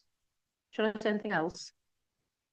Just to add, part of the aim of this was to be a demonstrator so that other village communities could see what's been achieved. And also, I think the purpose behind it was particularly because some of the larger settlements had been receiving other support from the Combined Authority, whereas the options in some of the communities, and we've had a discussion about transport already, for reducing carbon impacts are more limited. So it was seen very keen that if we've got a good selection of projects out there, we can promote them more widely. Judith, did you want to come in? Very briefly, just to add to everything that Bridget and Adrian have just said, when the committee have been talking about this issue, they've been really stressing the importance of evaluation, monitoring, and being able to demonstrate progress. And so within the grant funding agreements that we've set up with each of the local authorities, obviously we have within there a commitment not only for them to be able to kind of measure what they've done and report back what they've done, but also bring updates and to be able to disseminate all of the different projects that have been done on the Net Zero Villages with the Environment Sustainable Communities Committee, so that we can both learn the impact of this particular funding, but also see if actually it's a model that's worked, what's worked well, and then build on it for the future. So all of that will be coming through ESC during 25-26, and also when the funding has completed into 26-27. Thank you very much. Did you have any follow-ups on that?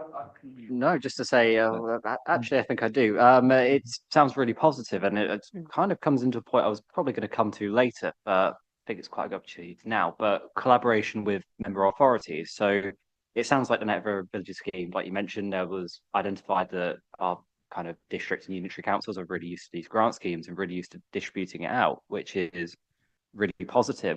Is there any other collaboration going on with member authorities and to help support environment and growth schemes? So obviously they are heavily involved in the local nature recovery strategy, aren't they? And actually, I mean, I think Adrian works very closely with all the relevant officers in all our authorities. Would you like to give some more detail of that? Yeah, I think across all of the committee's work, there's quite a lot of collaborative approach. So on the infrastructure side, we're working very closely with place directors. On the climate side, we meet with climate officers, and similarly on the nature side, every constituent authority is officially a supporting authority, and on the steering group. We've also got a number of other funding projects where we have used the same model. So we've got some money supporting biodiversity surveys, which has gone out to individual councils. And also in terms of the evidence base, we are looking to take forward some work on climate risk, of which we're working to co-design that with supporting authorities so that essentially we can all benefit from the same evidence. So there are quite a few elements of collaboration across the committee's work. I mean, I think it's a reflection of the CPCA is a really small organisation, and it won't deliver if it doesn't collaborate with member authorities and use them. We are a combined authority after all. So I'm really pleased that we're moving much more towards that model of collaborative working. Thank you very much. Councillor Horgan submitted some questions. I don't know if you wanted to ask about the topics you raised. Thank you, Chair. My questions were based on what I read in the corporate strategy and state of the region review document. And And if you've already answered this, it's probably because maybe some of the funds don't have a title as such. What I read, and it was called the Decarbonisation Fund for Businesses and Residents. Is that something that you've just spoken about, or is that another fund? Because I wanted to know how big it is in terms of pound sterling, how many businesses, because I'm particularly interested in businesses. I appreciate that a lot of the local authorities have mechanisms in place to help residents, but obviously I'm interested in helping the businesses, and what examples of changes that those businesses have made as a result of the funds. I'm particularly interested. I apologise if you weren't supplied with copies of these questions in advance, or were you? Kind of. Yes, that's fine. Okay. Thank you. So, so that was one of 3 questions, but okay, I'll but should we start off with that? So I am right in saying this is the money that's sitting with the business board, isn't it? The money specifically for businesses. Yes, so there is it's the Business and Social Impact Fund just been launched. Yeah. It's the most relevant to the decarbonisation. Yeah. So there's money sitting with the business board for decarbonising businesses. You might, so I can't answer the detail of that. So I suggest you possibly should, Judith might, but I mean, another option might be to invite the chair of the business board to ask them about their work, but Judith might have some details there. Yes, so there was 2 things I was going to say. Firstly, there is a piece of work that is going on through the business board to support decarbonisation, and within the economy and growth team, they now have a sector advisor that's leading on that particular agenda, who Adrian, again, speaking of collaboration, is collaborating with in order to kind of join those 2 things up. So they are leading on that, and I think it would be helpful that when the business board come to OSC to ask them about that. The other thing I would highlight is that obviously the breadth of the work that the Greater South East Net Zero Hub does, that Bridget has already spoken about, they have a strategic role, but they also do some delivery. They themselves have a role in terms of decarbonisation and working that through with businesses, and in particular schemes that they can enable to become investment ready for private sector investment. So although I don't have the details of that to hand, that is a scheme that operates across all 140 of the local authorities that Greater South East Net Zero Hub runs. So we could bring a written update from the regional director of the hub if that would be helpful. So there's two schemes, one that's CPCA focused, another that CPCA can benefit from, but is part of the wider hub delivery that is funded by the Department of Energy Security and Net Zero. So if I could just add, so you'll be aware that nationally, a lot of the money, a lot of these schemes from government for retrofit in certain homes. Oh, sorry, Councillor Smith, could you just turn your mic back on? I think it's... Okay, thank you.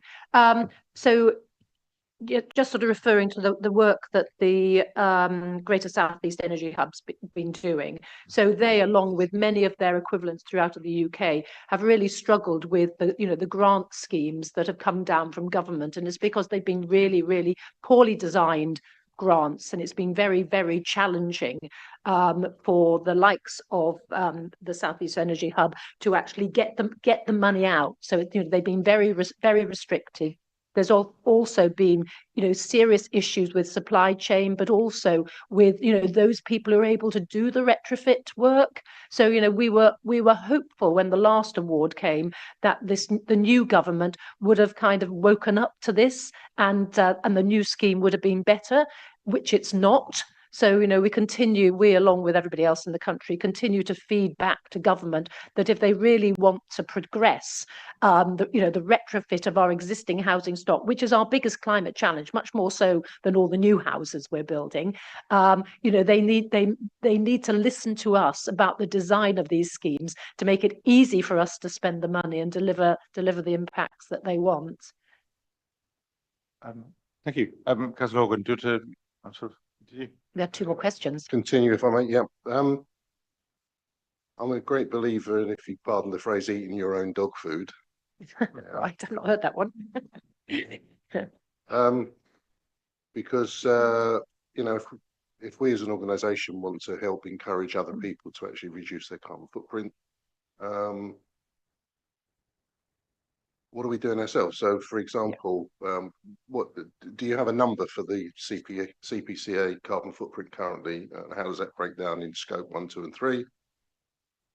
And what target does the CPCA set to reduce this, and by when? Thank you very much. So the carbon footprint for the whole area, I'm told, is just over 7,600 kilotons of greenhouse gas equivalent. That's a reduction of 214 kilotons from 2021, which is, you know, is a start. The Climate Action Plan has a 2050 target to reach net zero throughout the whole of the area. And that recognises that some of the constituent authorities actually have an earlier target. But you know, we've done work on actually what we believe is deliverable. The Climate Action Plan has a set of targets reducing our own operational footprint. Now, we don't have any office premises and we don't run any lorries and so on. So there's no scope 1 or 2 opportunities for us.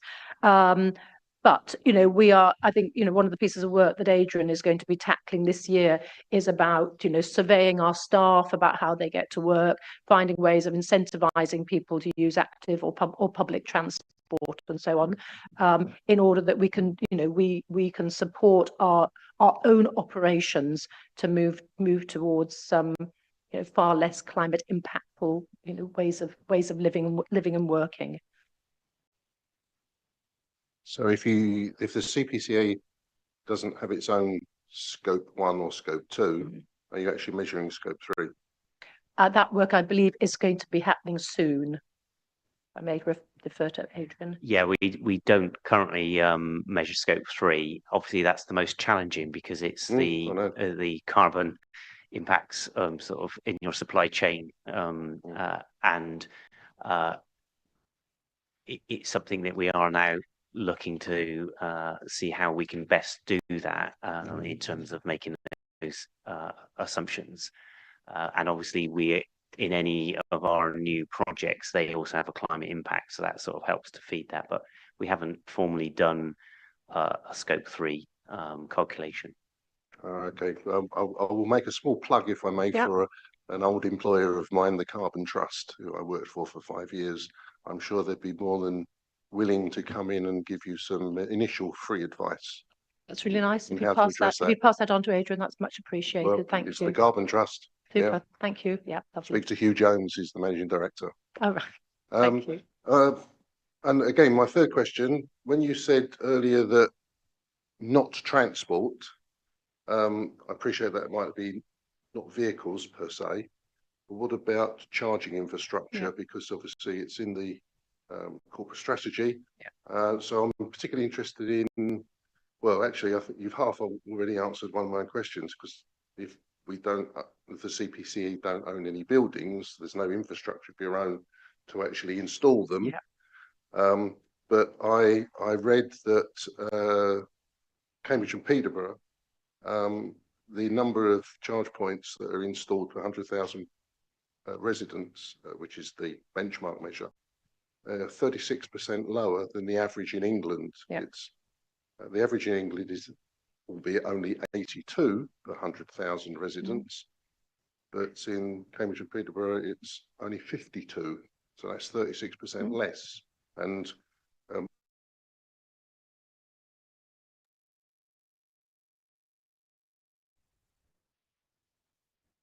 is that going to be used to actually push that number up at least nearer to the average across England?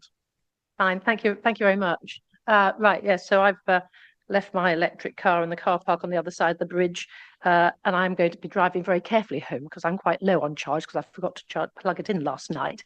So it would be very nice if I could have come here and been able to, you know, plug in. So, and I talked to Adrian about this morning, and the problem is, you know, there's no public car park here, so you know, there necessarily can't be EV charging.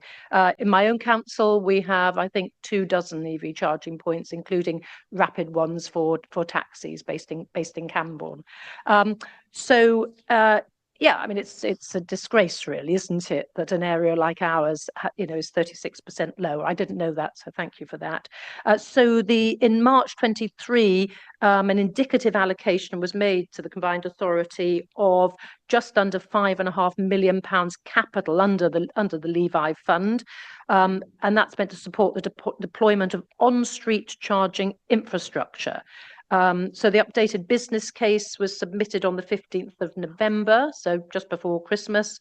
So we've done that milestone, and the next phase is now underway, and this includes advancing the engagement plan and refining, I'm reading this, refining the commercial and procurement strategies and working through how the fund will be distributed across the combined authority. So working out how we do it. I don't know how far we are with that work. If I could just add to that, Cass. So this is reports through the Transport and Infrastructure Committee. Oh, yeah, so there were a number of staged tranches of some authorities being able to go earlier, and we were not in that early phase when government allocated the funding. Hence, we're still in that process of putting the business case through. You know, that we're doing it according to the timetable that we've been allocated. That's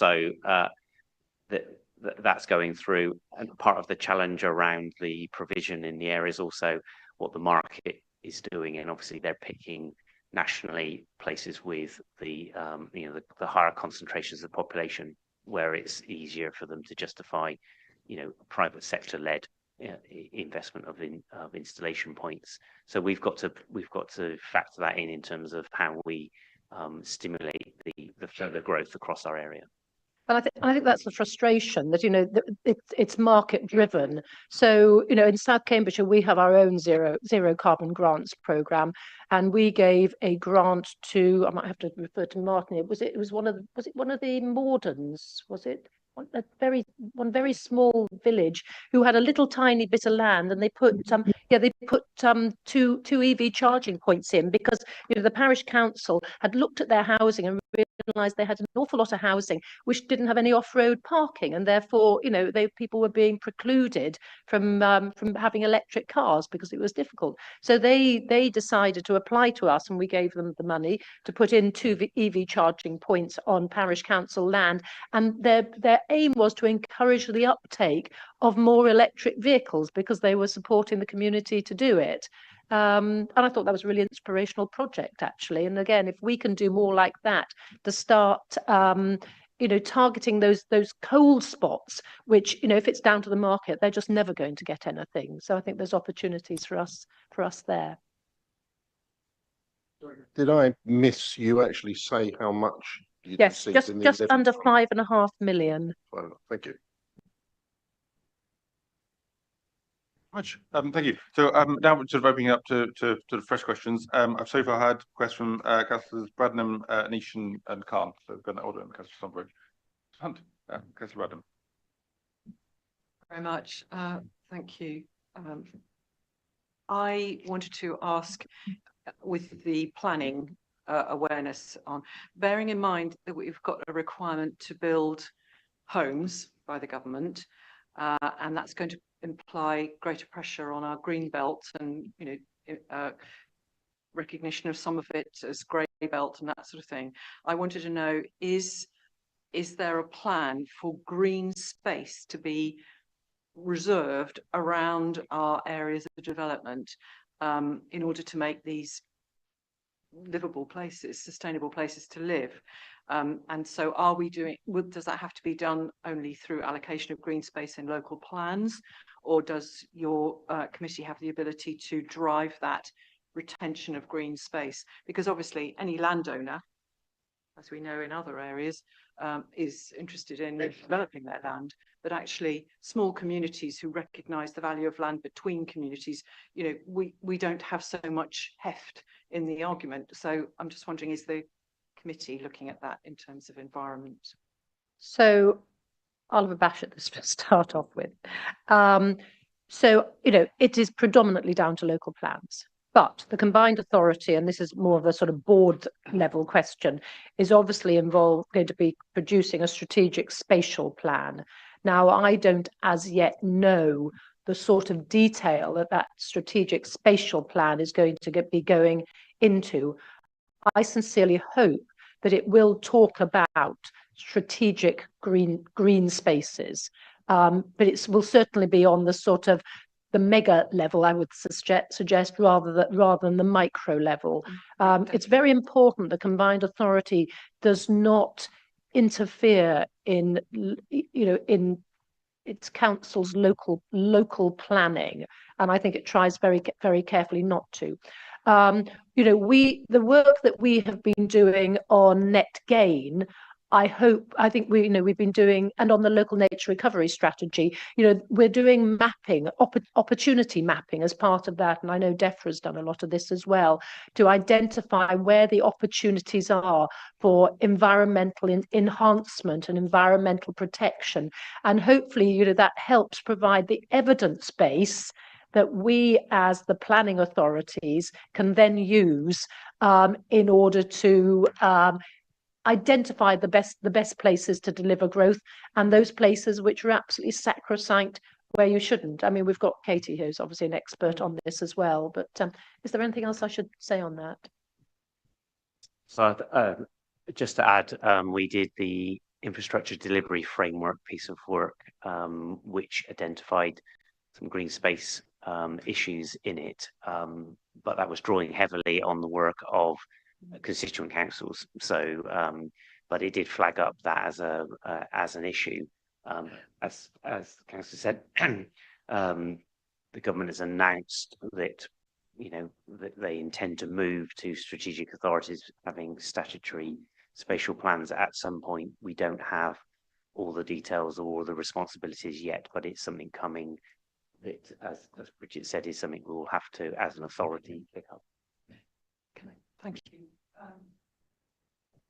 The reason I'm asking that is I'm selfishly thinking about my own area, but it's other areas all around Cambridge City and probably around Peterborough as well, where understandably there is a push to increase development in what are considered to be sustainable areas. But if we build out and out and out, certainly around Cambridge, into the green belt, then we lose the sustainability of those very developments that we're developing. And so what I would really like to think that, this authority supports and encourages our local planning authorities to think in terms of, particularly, for example, just take an example where the county council is a large landowner. We ought to be considering ring fencing land, because we know that development is likely to happen around it.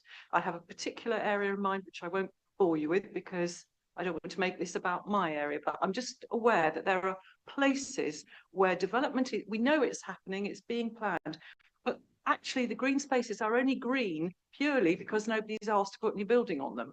And actually what we ought to be doing is saying, we know COVID told us, but also life in general tells us people need open spaces to go and relax and unwind and depressurize. And if we don't protect those early, then we won't be able to. If you think about it, I will just take the example of the city. The reason Cambridge City works actually well as a city in many ways, not necessarily in terms of transport, the reason it works well is because it has fingers of green that go right into the centre of the city. And indeed around Peterborough, there are a number of nature reserves around Peterborough which give it a space for the local population to be out in the open air. Now, if we don't maintain that green finger going outwards to enable the communities that are building up around our city cores, we won't have the opportunity. We have to reserve them early on. Anyway, I'll shut up now, but that's what I'm concerned about. So I think there are this. What we can do is we can set. Sorry, Councillor. Sorry, switch this up. You can set the Oh, it says speak. Okay, marvelous. You know, what we can do is we can set ambition, and I think, you know, the work that's going to go on in sort of synchronizing our climate action plan with the growth strategy. You know, this is about good growth, green growth. So I think this will be embedded in that. As I said, we need to be very careful about the sovereignty of the planning authorities. But at the end, you know, the job of the combined authority is to drive economic growth. If we spoil our area, that growth won't happen because people won't want to be here. So I think we are very, very cognizant of that. And you referred to COVID, and certainly when I go and visit businesses and so on, you know, they want to be sitting in great places, and that doesn't mean a concrete jungle. It means, you know, places which are healthy, where the air is clean, where people can walk, where you can sit and, you know, have a picnic lunch and then go back into the office and things like that. So I think this is just to do with our sort of basic ambition for Cambridgeshire and Peterborough. Thank you very much. Councillor Niche. Thank you, Chair. This is, I've not pre-asked this one because it's actually sort of semi-come up whilst we're speaking, but also a little bit of plug from Huntingdonshire. Disappointing you haven't got charging there, because I know a number of Huntingdonshire car parks do have them. I'm surprised it hasn't actually. I try and avoid going around the ring road. Yeah, I get to the bridge and then I drive home. Unfortunately, I wouldn't be able to tell you which ones haven't because I know it's been rolled out Thank you. gradually. But I know a lot of it is down to infrastructure as well. So Yeah. sometimes they might only be low charging, so you might still be charging.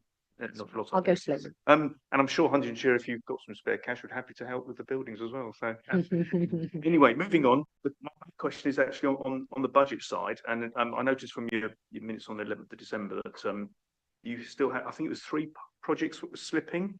I just wondered, my concern always with slippage of projects is, are we likely to lose that money that's allocated for those projects, or is in, because I know within housing we lost affordable housing money a year or so back because it wasn't spent, and I'm just hoping, you know, from an environmental perspective and the rest of your budgetary control, that we're not, with those slippages, are we on track, and are we going to likelihood of losing any of that money within that? Thank you. I'll have to ask Adrian to answer that. So in terms of the climate funding, it was funding allocated by the board from within the combined authorities funding. So there is no risk of central government clawback. The challenge would be whether you know, progress on projects, whether that money goes back into the general pot at some point, and that's something that the committee obviously is. We provide regular reports on where we are, and we've seen quite a acceleration of activity this year. So we put in some additional resource into the team, so it's not just me. Thank you. Just you for a long time.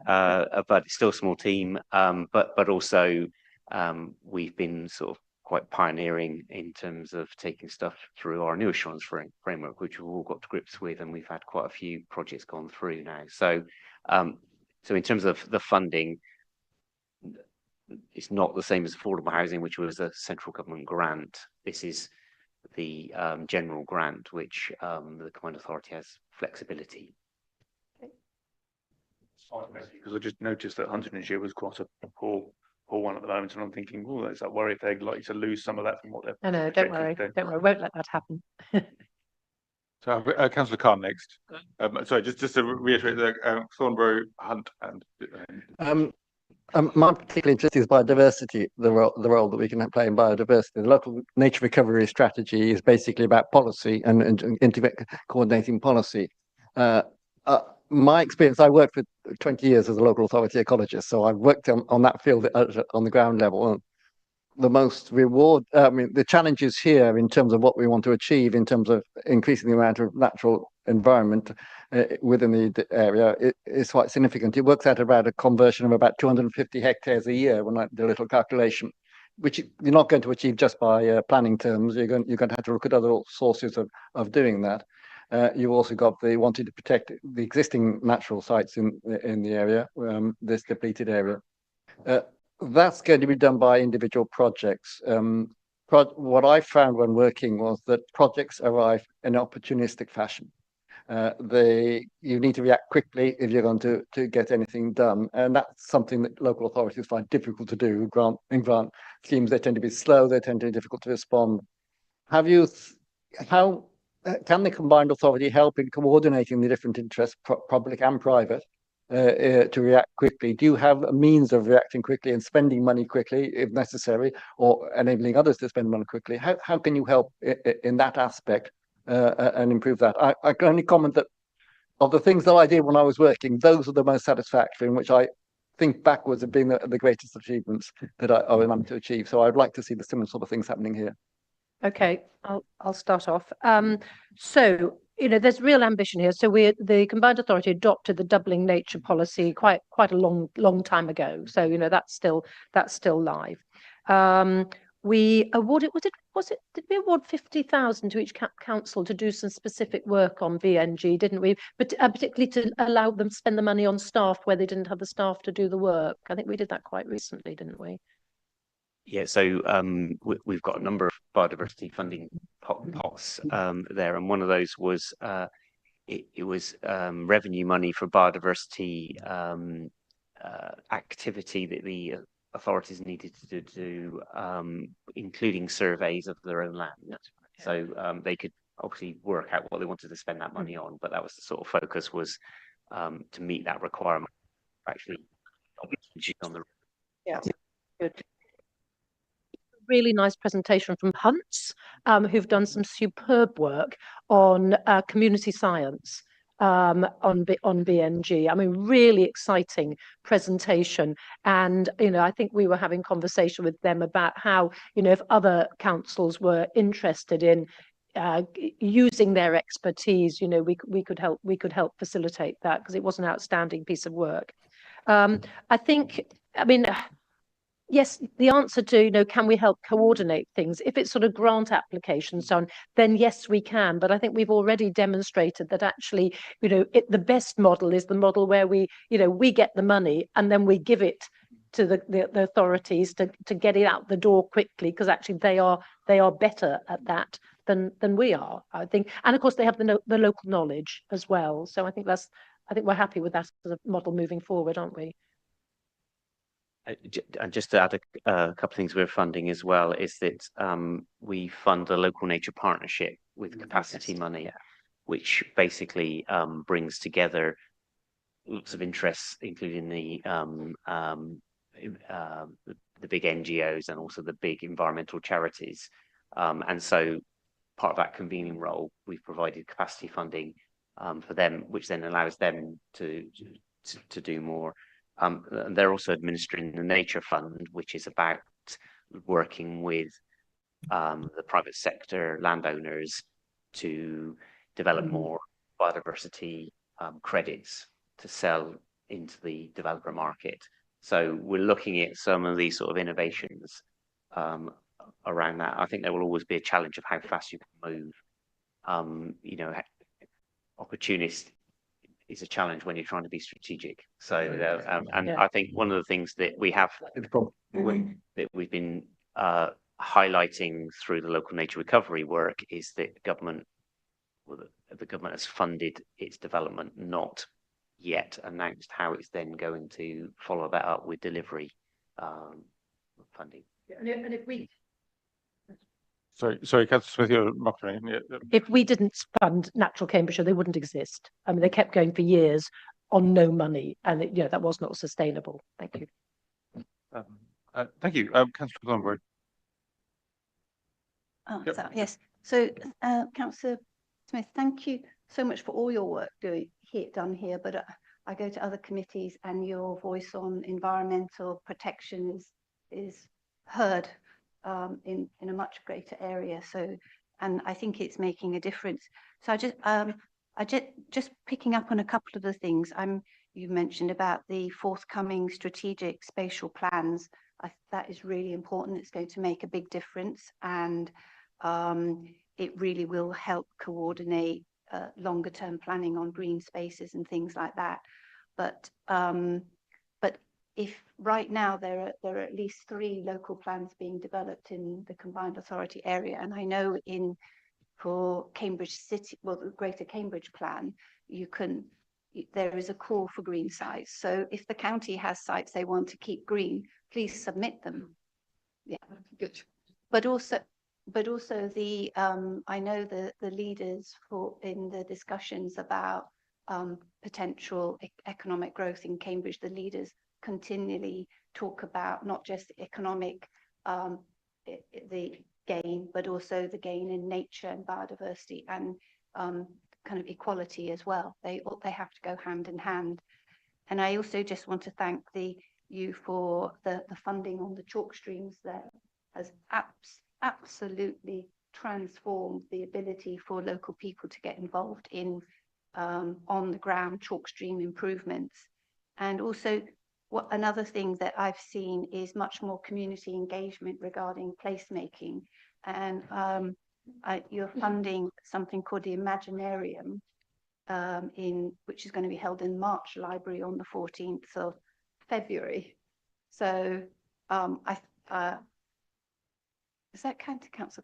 Well, that's really good, but it's and I think these community projects at very small level help bring people together and talk about placemaking in the environment. But another thing I've recently found out about was the Future Fens Integrated Adaptation Report, which was co-sponsored by the Combined Authority, and it's quite stark because it's the best evidence gathering that I've found, which sets out the real implications of the climate crisis in this area. So I think the Combined Authority co-sponsoring that was fantastic, but it is a wake-up call, I think. And I know for our emerging local plan, I've asked if that is evidence that we could use to strengthen our policies and ensure that we've got it's the best plan that we can for the future. But I wonder if the Combined Authority are going to be along with your climate action plan. Will your climate action plan be reviewed in the light of this FEN Integrated Adaptation Report? Yeah, it's a really important piece of work, and as you say, the consequences of the fens drying out, to the world is absolutely terrifying. Actually, I can barely bear to read these things because it's just so awful. And in a very challenging balance between the rural economy, the agricultural economy, and the climate environment and so on. So there's a massive piece of work to do, which we can't sort out in isolation, but we're working with many organizations to do it, so it will play a part. Do you want to give some more detail than I have? Yeah, so the Tyndall Centre did the climate change risk assessment for the Fens area, and we have put some money aside to do an updated climate risk assessment for the whole of the Combined Authority area. But obviously that's a key building block, and we're looking how we see what gaps, because obviously they only covered the Fens area. But absolutely, it's a key part of the issues around climate change. The report also highlights some opportunities. So in terms of crops, there's some crops that are not looking to be suitable for higher temperature world, and others that in our area might start to become more acceptable in terms of the climate and the ability to grow them. So there are some opportunities in there, but it absolutely highlights the risks in terms of both overheating and also flood risk, which obviously is the other real standout challenge for that area. Thank you. Yes, please do. I think one of the problems that we have in development is quite often the evidence regarding flooding is most up-to-date evidence isn't used in the designs for new housing and things like that, because the climate is changing so quickly, as well as flooding, and we need to be using the most up-to-date evidence for the calculations for flooding. And I know in Finland there's been there's been some issues, and Councillor Jan French was highlighting housing development, which really has continued problems with flooding and the sewers not having the capacity, haven't been designed right in the right location. And she's been speaking out very strongly about what's been happening. But I think, again, I really hope that what you've done and what you've been involved with can feed into the proper design to prevent flooding and protect residents in the future. Absolutely. And I mean, one of the other problems is that, even if the up-to-date information is used, particularly for large-scale applications, by the time the houses are built, that up-to-date information is well and truly out of date, because it could be 15 years old by that stage of the game. So, yeah, it's a constant problem. Thank you. Thank you. Councillor Hunt. Thank you. So, myself and many young people are passionate about the housing crisis, and you've mentioned that housing falls under the remit of your committee. And you've touched on this partially in quite a few other responses, and including mentioning it's important to protect the sovereignty of planning authorities, like in Huntingdonshire, where we're currently updating our local plan. So, thinking ahead, how can the spatial plan and the CPCA's other kind of mechanisms help to tackle the housing crisis that we see the effects of in our region? So, well, okay, so that's quite a difficult one. So, I mean, we believe that future devolution deals are going to give some responsibility for housing to these new mayoral-led strategic authorities. We now have to call them, don't we? We don't know the detail of that. My understanding is that we won't be in the first tranche of CAs getting this new Devo deal, and we won't be getting these additional responsibilities. Again, my understanding is because we have a fairly recent best value notice there. I think Adrian told me earlier there needs to be an 18-month gap for you to have kind of proven yourselves, I presume, before they'll start giving you these extra responsibilities, and I assume the money that goes with it. So I think there will be a responsibility for combined authorities. When Adrian and I spoke earlier, he implied that would be affordable housing and retrofitting most likely. But who can say where the government's going at the moment? That might all change. Again, I think what we can do within the committee I chair is about setting ambitions. I think there's a massive piece of work to do with developers. I think there are. I mean, I went to Waterbeach recently, which I think is an outstanding development. If you want, they are delivering 25% net gain at outset. And think and are sure, confident that they can exceed that quite significantly. So it's been designed around the landscape.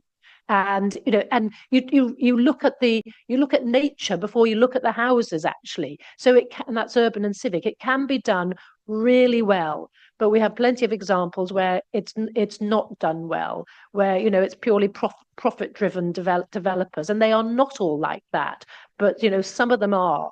And again, I think this is probably, the combined authority, the other combined authorities, all the mayors getting together to lobby government to raise the standards of housing. Because the fact that we are still building houses now today that will have to be retrofitted in 3 years' time is extraordinary. And we're building houses that are expensive to run. So, and this cost of living crisis will go on for, well, it might forever, possibly.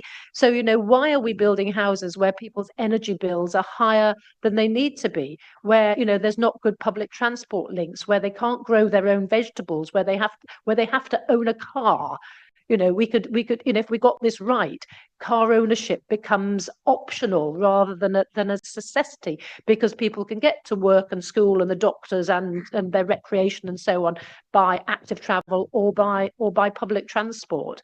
And we're still a worryingly long way from that. I mean, I think what's happening in our patch, I think Waterbeach is going to be an exemplar. The connectivity there is going to be outstanding. So I think we are creating examples which will be nationally significant. But at the end of the day, there is only so much we can do. But I think is a role for the combined authority in speaking to the developers in the same way I speak to developers constantly and say to them, if you want us to kind of welcome what you're proposing, make it good, make it bad, and then actually, it's going to be more difficult for you. And I'm sure Katie does exactly the same in the city. But at the end of the day, there is only a limited amount we can do down at the bottom. There's a requirement for a top down direction to start mandating that we build better houses as well as more houses. So that was a bit of a political rant, isn't it? Sorry. Thank you very much, Councillor Dippich. Thank you. So this is connected to the other councillor's question in a way. So Cambridge and Peterborough's population is obviously anticipated to grow by 16 or 18% between 2021 and 2024, with an increase of over 150,000 people. And the fastest growth is expected in South Cambridgeshire, which is obviously that we're going to be expecting to build more houses in South Cambridgeshire. Do we have a CPCA-wide water strategy to help deal with the water scarcity and the potential challenges that may arise there? Okay, thank you. So, I've been leader since 2018. In all that time, we have been saying to government, we're running out of water. And, until very recently, all growth in Greater Cambridge stopped because the Environment Agency objected to every single application, and there was no way they were going to let large-scale applications like Bourne Airfield go through, because we could not demonstrate that we had sufficient water to meet the need. Things changed when the last government, when Michael Gove, in fact, suddenly, saw opportunities for a real turbocharged growth within Greater Cambridge, and he set up a water task force, and that's been really helpful. And working with water resources, it's kind of made everybody talk to each other. So there is now an emerging plan, and it has been sufficient for us to get some of those very stalled large planning applications moving. We've been told that we're getting water credits. I still don't quite know what that looks like. But we're being told that's a kind of a short-term fix. New reservoirs, my goodness only knows how long they take to build, but there's two new reservoirs planned. Piping water down from the Grand Union Canal. We'll be pinching water from other people who don't quite need it yet, and we'll be taking it in the meantime. So there is an emerging plan, and and it's good enough for us to progress with growth at the moment. There's a heck of a lot more to do in the longer term to deliver, the sort of housing numbers that this government is talking about, which are not dissimilar to the amount that the last government were talking to. Linked to that is energy. So, we are on the cusp of an energy crisis as well. And, the Greater Cambridge Partnership had to intervene to put in 2 new substations recently, or provide the business case for the substations, which allowed one of the new hospitals to be built, because there wasn't enough energy either. So, we have a massive historic infrastructure deficit in the whole of Cambridgeshire and Peterborough. Rail, road, energy, water, connectivity, and so on and so forth.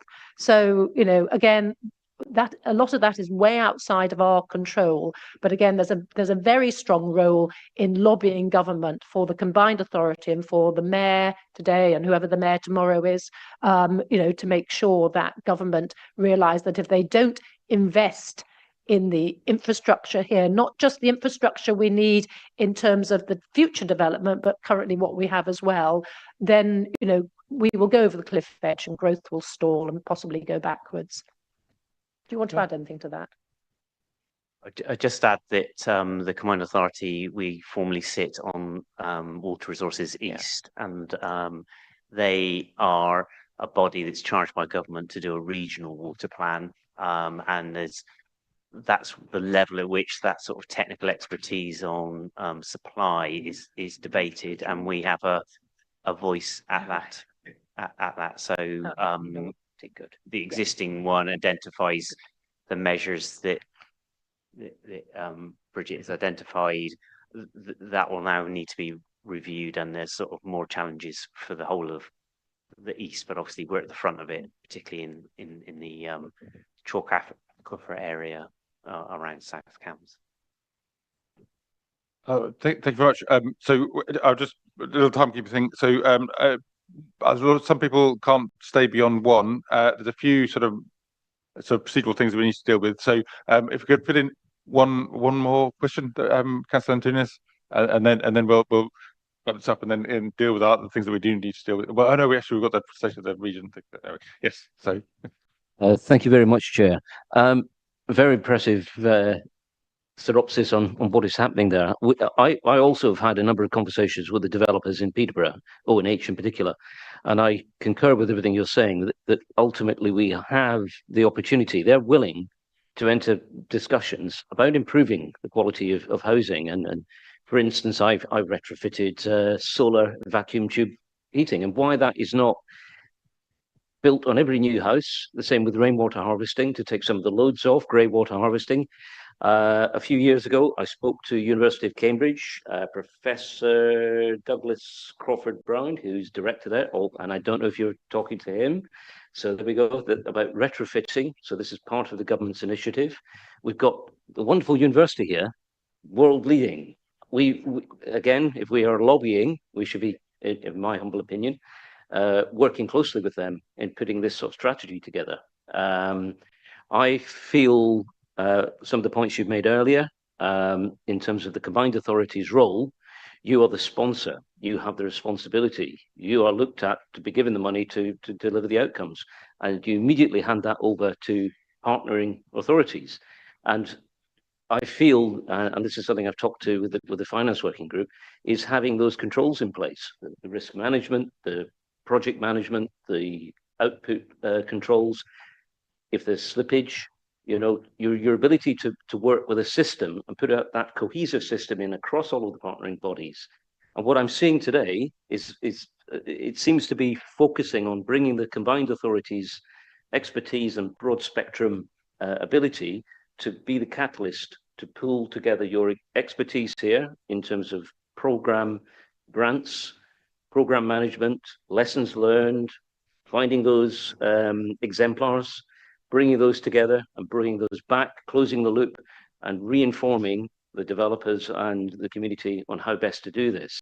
And again, I've been talking to the finance team about that, and you've got the systems going there. I actually don't feel, and I'll be perhaps a little bit controversial, that the partnering authorities are the right people to be left to their own devices. Yes, they have each of their specific areas to deal with, and they have the localities. But in terms of a cohesive approach that provides the central support in terms of systems, research, let's call it intellectual capital, then I think that would add great value to the local community. Now, I'm also dealing with the parish councils, and we are working at Peterborough to put together a scheme by which we can put legal, technical, and centralise the resource behind the parishes to enable them to make decisions, but then have the robust tools, systems, and processes to fall back on, so they make these right decisions. Now, what I'm hearing today is you're there. I mean, you mentioned 20%, 25% bio plus. I've met with the developers at Cook's Hole, which are landfill, 120% net gain. We should be capturing, absolutely, we should be going and capturing this centrally within the combined authority. How is that achieved? Best value for money, and then sharing that back out, back down to the grassroots with the parish councils, the city councils, the local councils, etc. And I feel quite passionate that what I hear today, you've got that expertise, that intellectual capital, that ability to take that on. And I don't know quite how that integrates with each of your partner authorities. And if I just to summarize, is what I see is that there's a bit of a gap, so that you give the funding and the premise for the outcomes, and then it's left to the partners to get on with it and then report back as and when and if it happens. And I am aware there's quite a bit of slippage.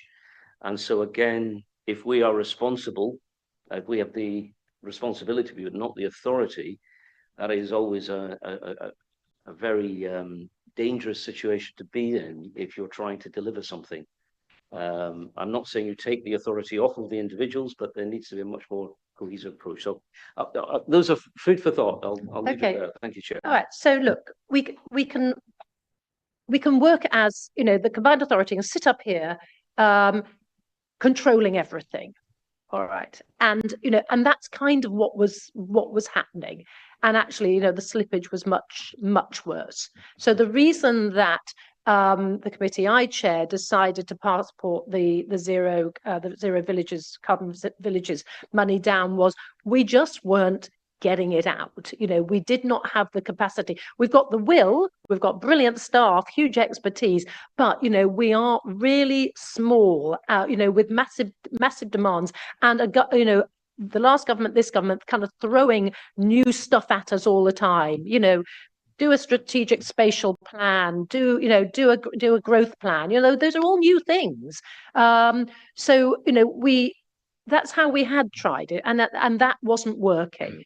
And, you know, we mustn't forget that, you know, we aren't something sitting there. We are a partnership of the councils. So, you know, the combined authority is mine, it is yours. You know, we can't talk about the combined authority out there because we are all the combined authority. And I think it's got to respect that, you know, the member councils, you know, do things in their own way, and some of them will do things slower than others, but actually the ones who do it slower might do it better. Who can say? And there's got to be trust and respect. And I can assure you that the checks and balances in this organisation, a penny does not go out of this organisation without all those checks and balances and all the follow-up and the reporting and so on. It's surprisingly difficult to get money out of this authority. I thought it was going to be easier, and actually it took a long time to sort that out. So the combined authority can only work well if it has really strong relations with all its members, and actually by sharing the responsibility of things. That's one way of cementing the quality of that relationship. And if it starts failing somewhere, then, you know, the money, it will all come back in and we'll take control again. But I think this is the right way to do things for that particular grant. But there'll be lots of other things where actually the combined authority has to hold absolute control over it. Thank you, Chair. Yeah, okay. Overall control, but provide the support. If we have that intellectual capital here, we captured it, we have the expertise, then the local authorities and down to the parish councils can come and rely on that without having to reinvent the wheel. Yeah, that expertise is already there. Because, you know, because the reality is that we are, you know, up until now, and now it'll change if we do franchising. Up until now, we've been a commissioning body. We haven't been an operational body. You know, we are going to be becoming something different. But to date, we've just been a commissioning body. So, thank you. Thank you very much indeed for giving us so much of your time to cover quite a range of things, and for being with us for getting late. Thank you for inviting me. But thank you, and hopefully we'll see you again soon. We've got a couple of minutes before people seem to start leaving. So what I would like to do is just cover any sort of issues in items sort of 11, 12, 13 that we do need to cover now, before we lose our accuracy. So obviously Councillor St Goff goes, and then we lose another person, we'll be in court. And then come back to the state of the region, which doesn't require accuracy to discuss it. Yes, Councillor Khan, very, very quickly. Yeah. Councillor. Rapporteur role, which I've actually just prepared a small. Can I circulate that round? Okay. That probably will speed up that aspect. Yeah. So that's within the sort of 11, 12. So what I'd like to do now, in first instance, is ask whether there's any issues that we sort of need to raise at this meeting now. I'm aware of one, and on the rapporteur role, I think we need to have a little discussion about sort of how we work with rapporteurs as a committee. which we can touch on briefly, but just as a sort of first thing before we do lose the course, just to see if there's any urgent things either coming out of from rapporteurs or other issues that people have raised. So yeah, Councillor Goldsack did ask me about something earlier. So we've sort of so this is sort of 13 really. We've sort of gone on to 13 a work programme. See if there's any issues that we need to raise now for the future. So Councillor Goldsack. Yeah, thank you, everybody. So I want to raise a request for this committee under the work programme, and I want a formal inquiry for this group to review into bus procurement. Following the stated withdrawal of Stagecoach and the resultant non-commissioning of 7 new services, it cannot be lost that the communications to do with the new Tiger Demand service were also detrimentally impacted. All of these services were promised public mayoral Q&A sessions and more in subsequent meetings, but at the 11th hour, the public have failed to benefit from these. I would like to propose a formal CPCA bus service procurement review for this committee to overview what has happened well, what has happened poorly, and then be able to scrutinise the findings to better position future purchases of similar services moving forward. Timescales are tight. I think the publication of the agenda for our next meeting is tomorrow. So I think, being realistic, and it's still tight, I would like to give officers a couple of months to come back on this, and I would expect us to have a discussion on this in March at our March meeting. But there's something I feel, and I've been in constant. I don't know if Judith is still online, but I've been in constant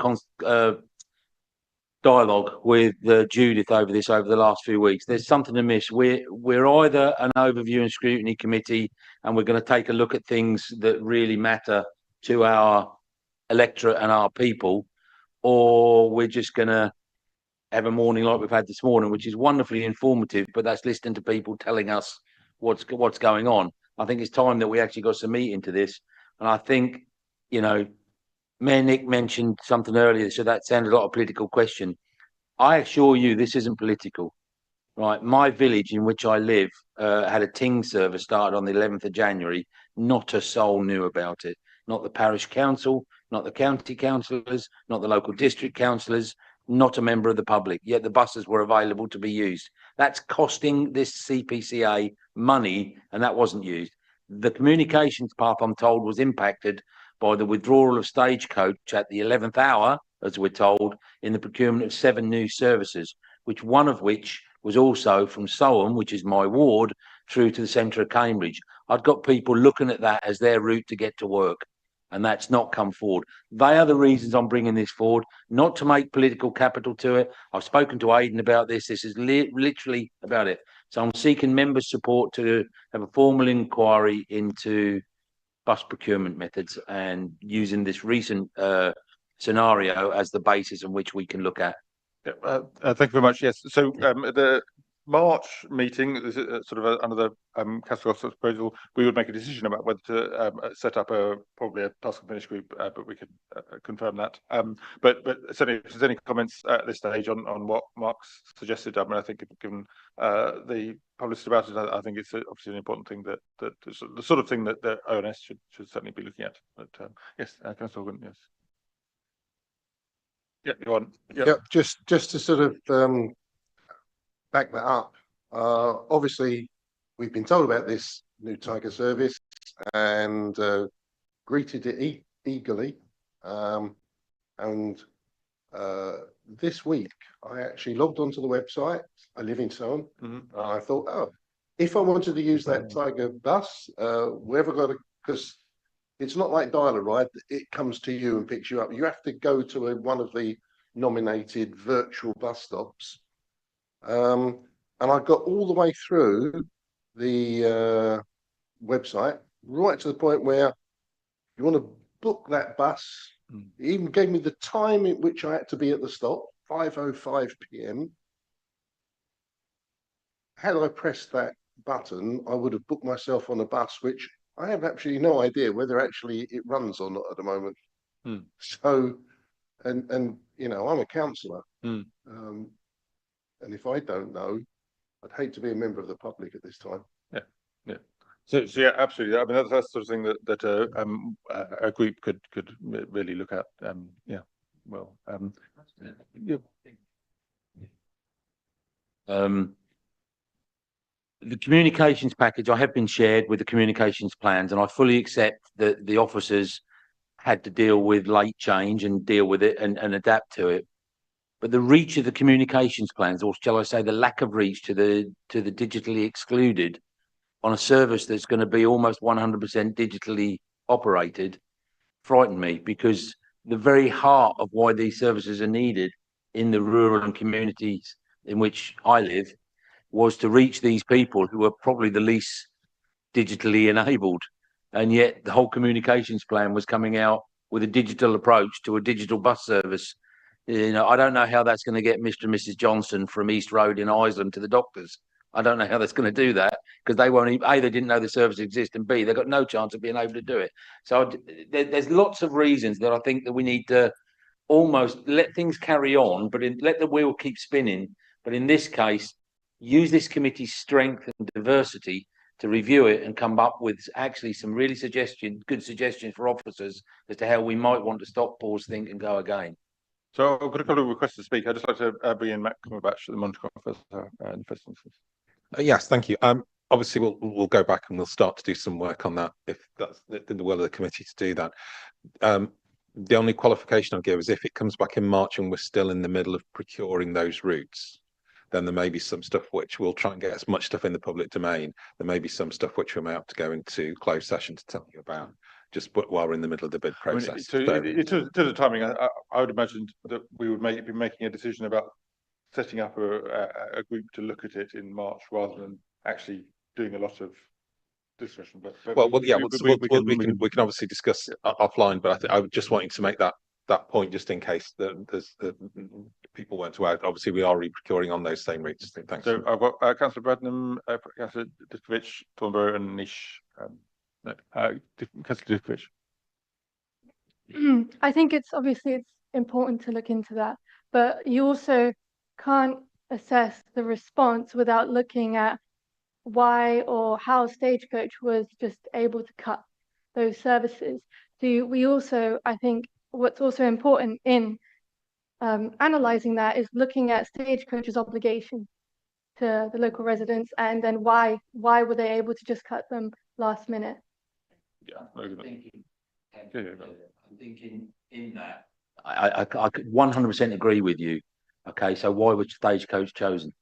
That's part of the procurement discussion, the procurement route, right? I have been told by third-party source that one of the criteria of this was these services had to be run with brand spanking new buses.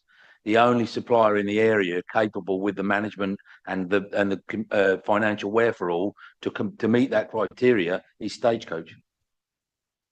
Are we limited in our choice in the first instance, or did we make the decisions to go down the blind alley, which then put all the bargaining chips into Stagecoach's hands for them to turn around and say that? Now, I'm very careful here. Matthew's pointed us to areas of potential greyness that we shouldn't be discussing in the open world, but I just want to back up 100%. I see that as part of the procurement methodology used as to how we went and finished up in this position. Thank you. Councillor Thornborough. The Transport and Infrastructure Committee have been dealing with this, and they've also dealt with the Ting trials that were carried out before. They were assessed, etc., etc., and they must have been dealing. They must have questioned the rural residents who were not connected. I can't believe that question has not been asked. It must be. I mean, we've got another couple of generations before we might be a fully digital, society. So should this? I'm a bit confused why shouldn't the TIC committee, Transport and Infrastructure Committee, they should be asking the basic questions. I don't understand why.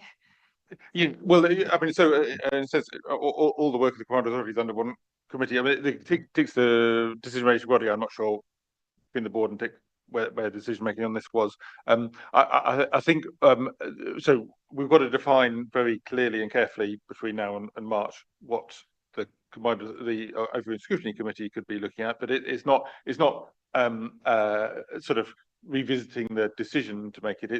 There's something around the procedures around the tendering process that I think we could. And then there's the communications question, and we obviously have to be careful not to be sort of treading on the toes of the responsibility. We're not wanting to take over their decision making responsibility. Yes, but I think it's a good point here. Catherine Nish. This one, even though that one's there as well, just slightly closer. I think you're quite right in hitting the nail on the head there. It's not, I mean, going back to what Matthew mentioned there, we've got to be mindful. It's not about the costings of actually and that type of side, who's tendered and how much.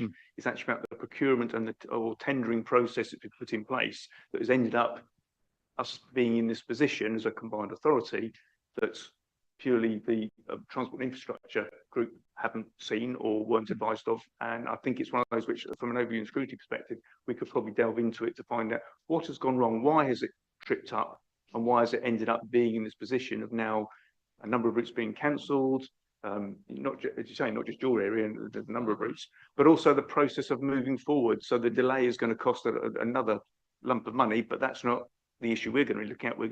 My personal opinion is we should be looking at the tendering and procurement process as to what was missed out, how do we improve it so that it doesn't happen again. Yeah, thank you. Matt, yes. Yes, thank you. Just very quickly, just in terms of where this would go, any member of the Overview and Scrutiny Committee can ask for a matter to be put. Normally, in the way the Constitution says it, you would write to the monitoring officer, but you don't need to do that because I'm sitting here and you've sort of said that's what you want to do. So that, in terms of that issue of jurisdiction and where it goes, it's something which you can ask to look at for various reasons which are being set out.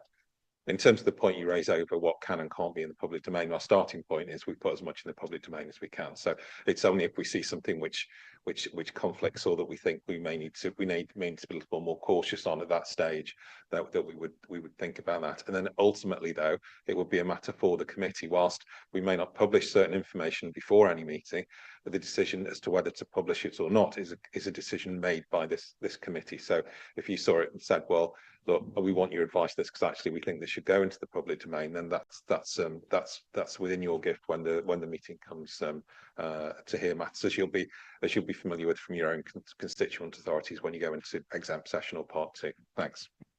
Okay. Thank you very much, Councillor Brennan. My observation was that there was a tendering process for those 7 extra services. Stagecoach tendered for it. Then changes happened in government taxation and national insurance and all that sort of thing, which I understood. I'm not sure if this is correct, but those extra costs made them say, no, we can no longer afford to deliver those. But they did it and withdrew those services very late on in the day. Now, they are a commercial operation. And to answer Councillor Divkovich's point, they're a commercial operation and they're entitled to make commercial decisions according to what their own budget is. I'm not saying it's desirable or in any way something that we'd welcome or approve. Of course it's not. But that's something that they as a company chose to do. And we were, yes, the procurement process that Councillor Goldsack is referring to. Yes, we can look at that, but it's quite possible the procurement process is perfectly reasonable. And that's the sort of thing that then a group would look at in more detail and discuss with officers. And I think we probably don't want to get into the speculation at this point. But yeah, Councillor Divkovic. I'm referring to the services agreement, which has allowed, obviously, Stagecoach to be able to cut those services. Is it allowed to do that? And that's what we should be looking at, instead of just putting a plaster on it, on this situation. Yeah, and again, so we've got some information out there that is out there in the public domain, but having a sort of more careful, thoughtful look over some time, sort of later on in the year, I think could be very productive and will help in the future. So that's the sort of aim. Yeah, good. So we'll bring that back in March. Thank you very much for hanging on. I think the sort of that was the sort of thing that I was keen to do Yes. So another thing that we would want to do while we're still court is to decide on whether we do want to make any recommendations or ask any questions at the board next week. If there is anything coming again, with the budget and other things, I don't think there's anything specific that I've noted that we could ask about. But if anyone would like to make suggestions. Our steers given earlier on would be forwarded to the board, or do you need specific points?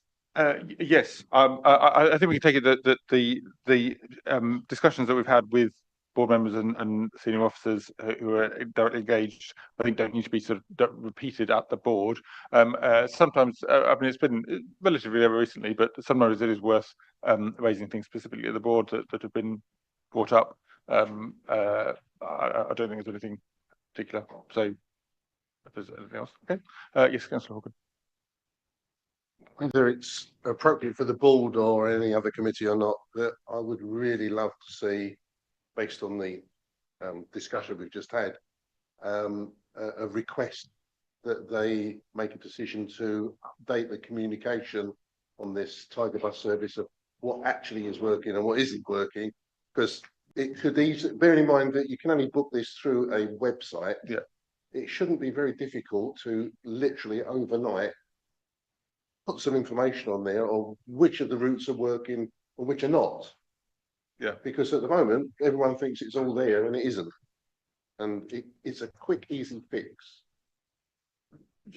Yeah, I'll be referring my colleagues to view back the last part of this meeting from the transport side, just to make sure they can pick up all of those points, not only in respect of Councillor Goldsack's request, but also your request as well. Yeah, thanks. I think that would be a good way of doing that. Yeah, so I realize some people are leaving. I'm certainly keen to, and we can do this without needing to record, to have a discussion with Jules and James come along to talk about the state of the region report. If anyone would like to hang on for that, you're welcome to. If you need to get off. Yes, let's have 2 minutes break. Yeah, you've hang on for the 3 hours now. So yeah, let's have 2 minutes and then we'll come back to talk to Jules. Yes, thank you. The reason I asked that question for is, has my request for specific funding from that transformation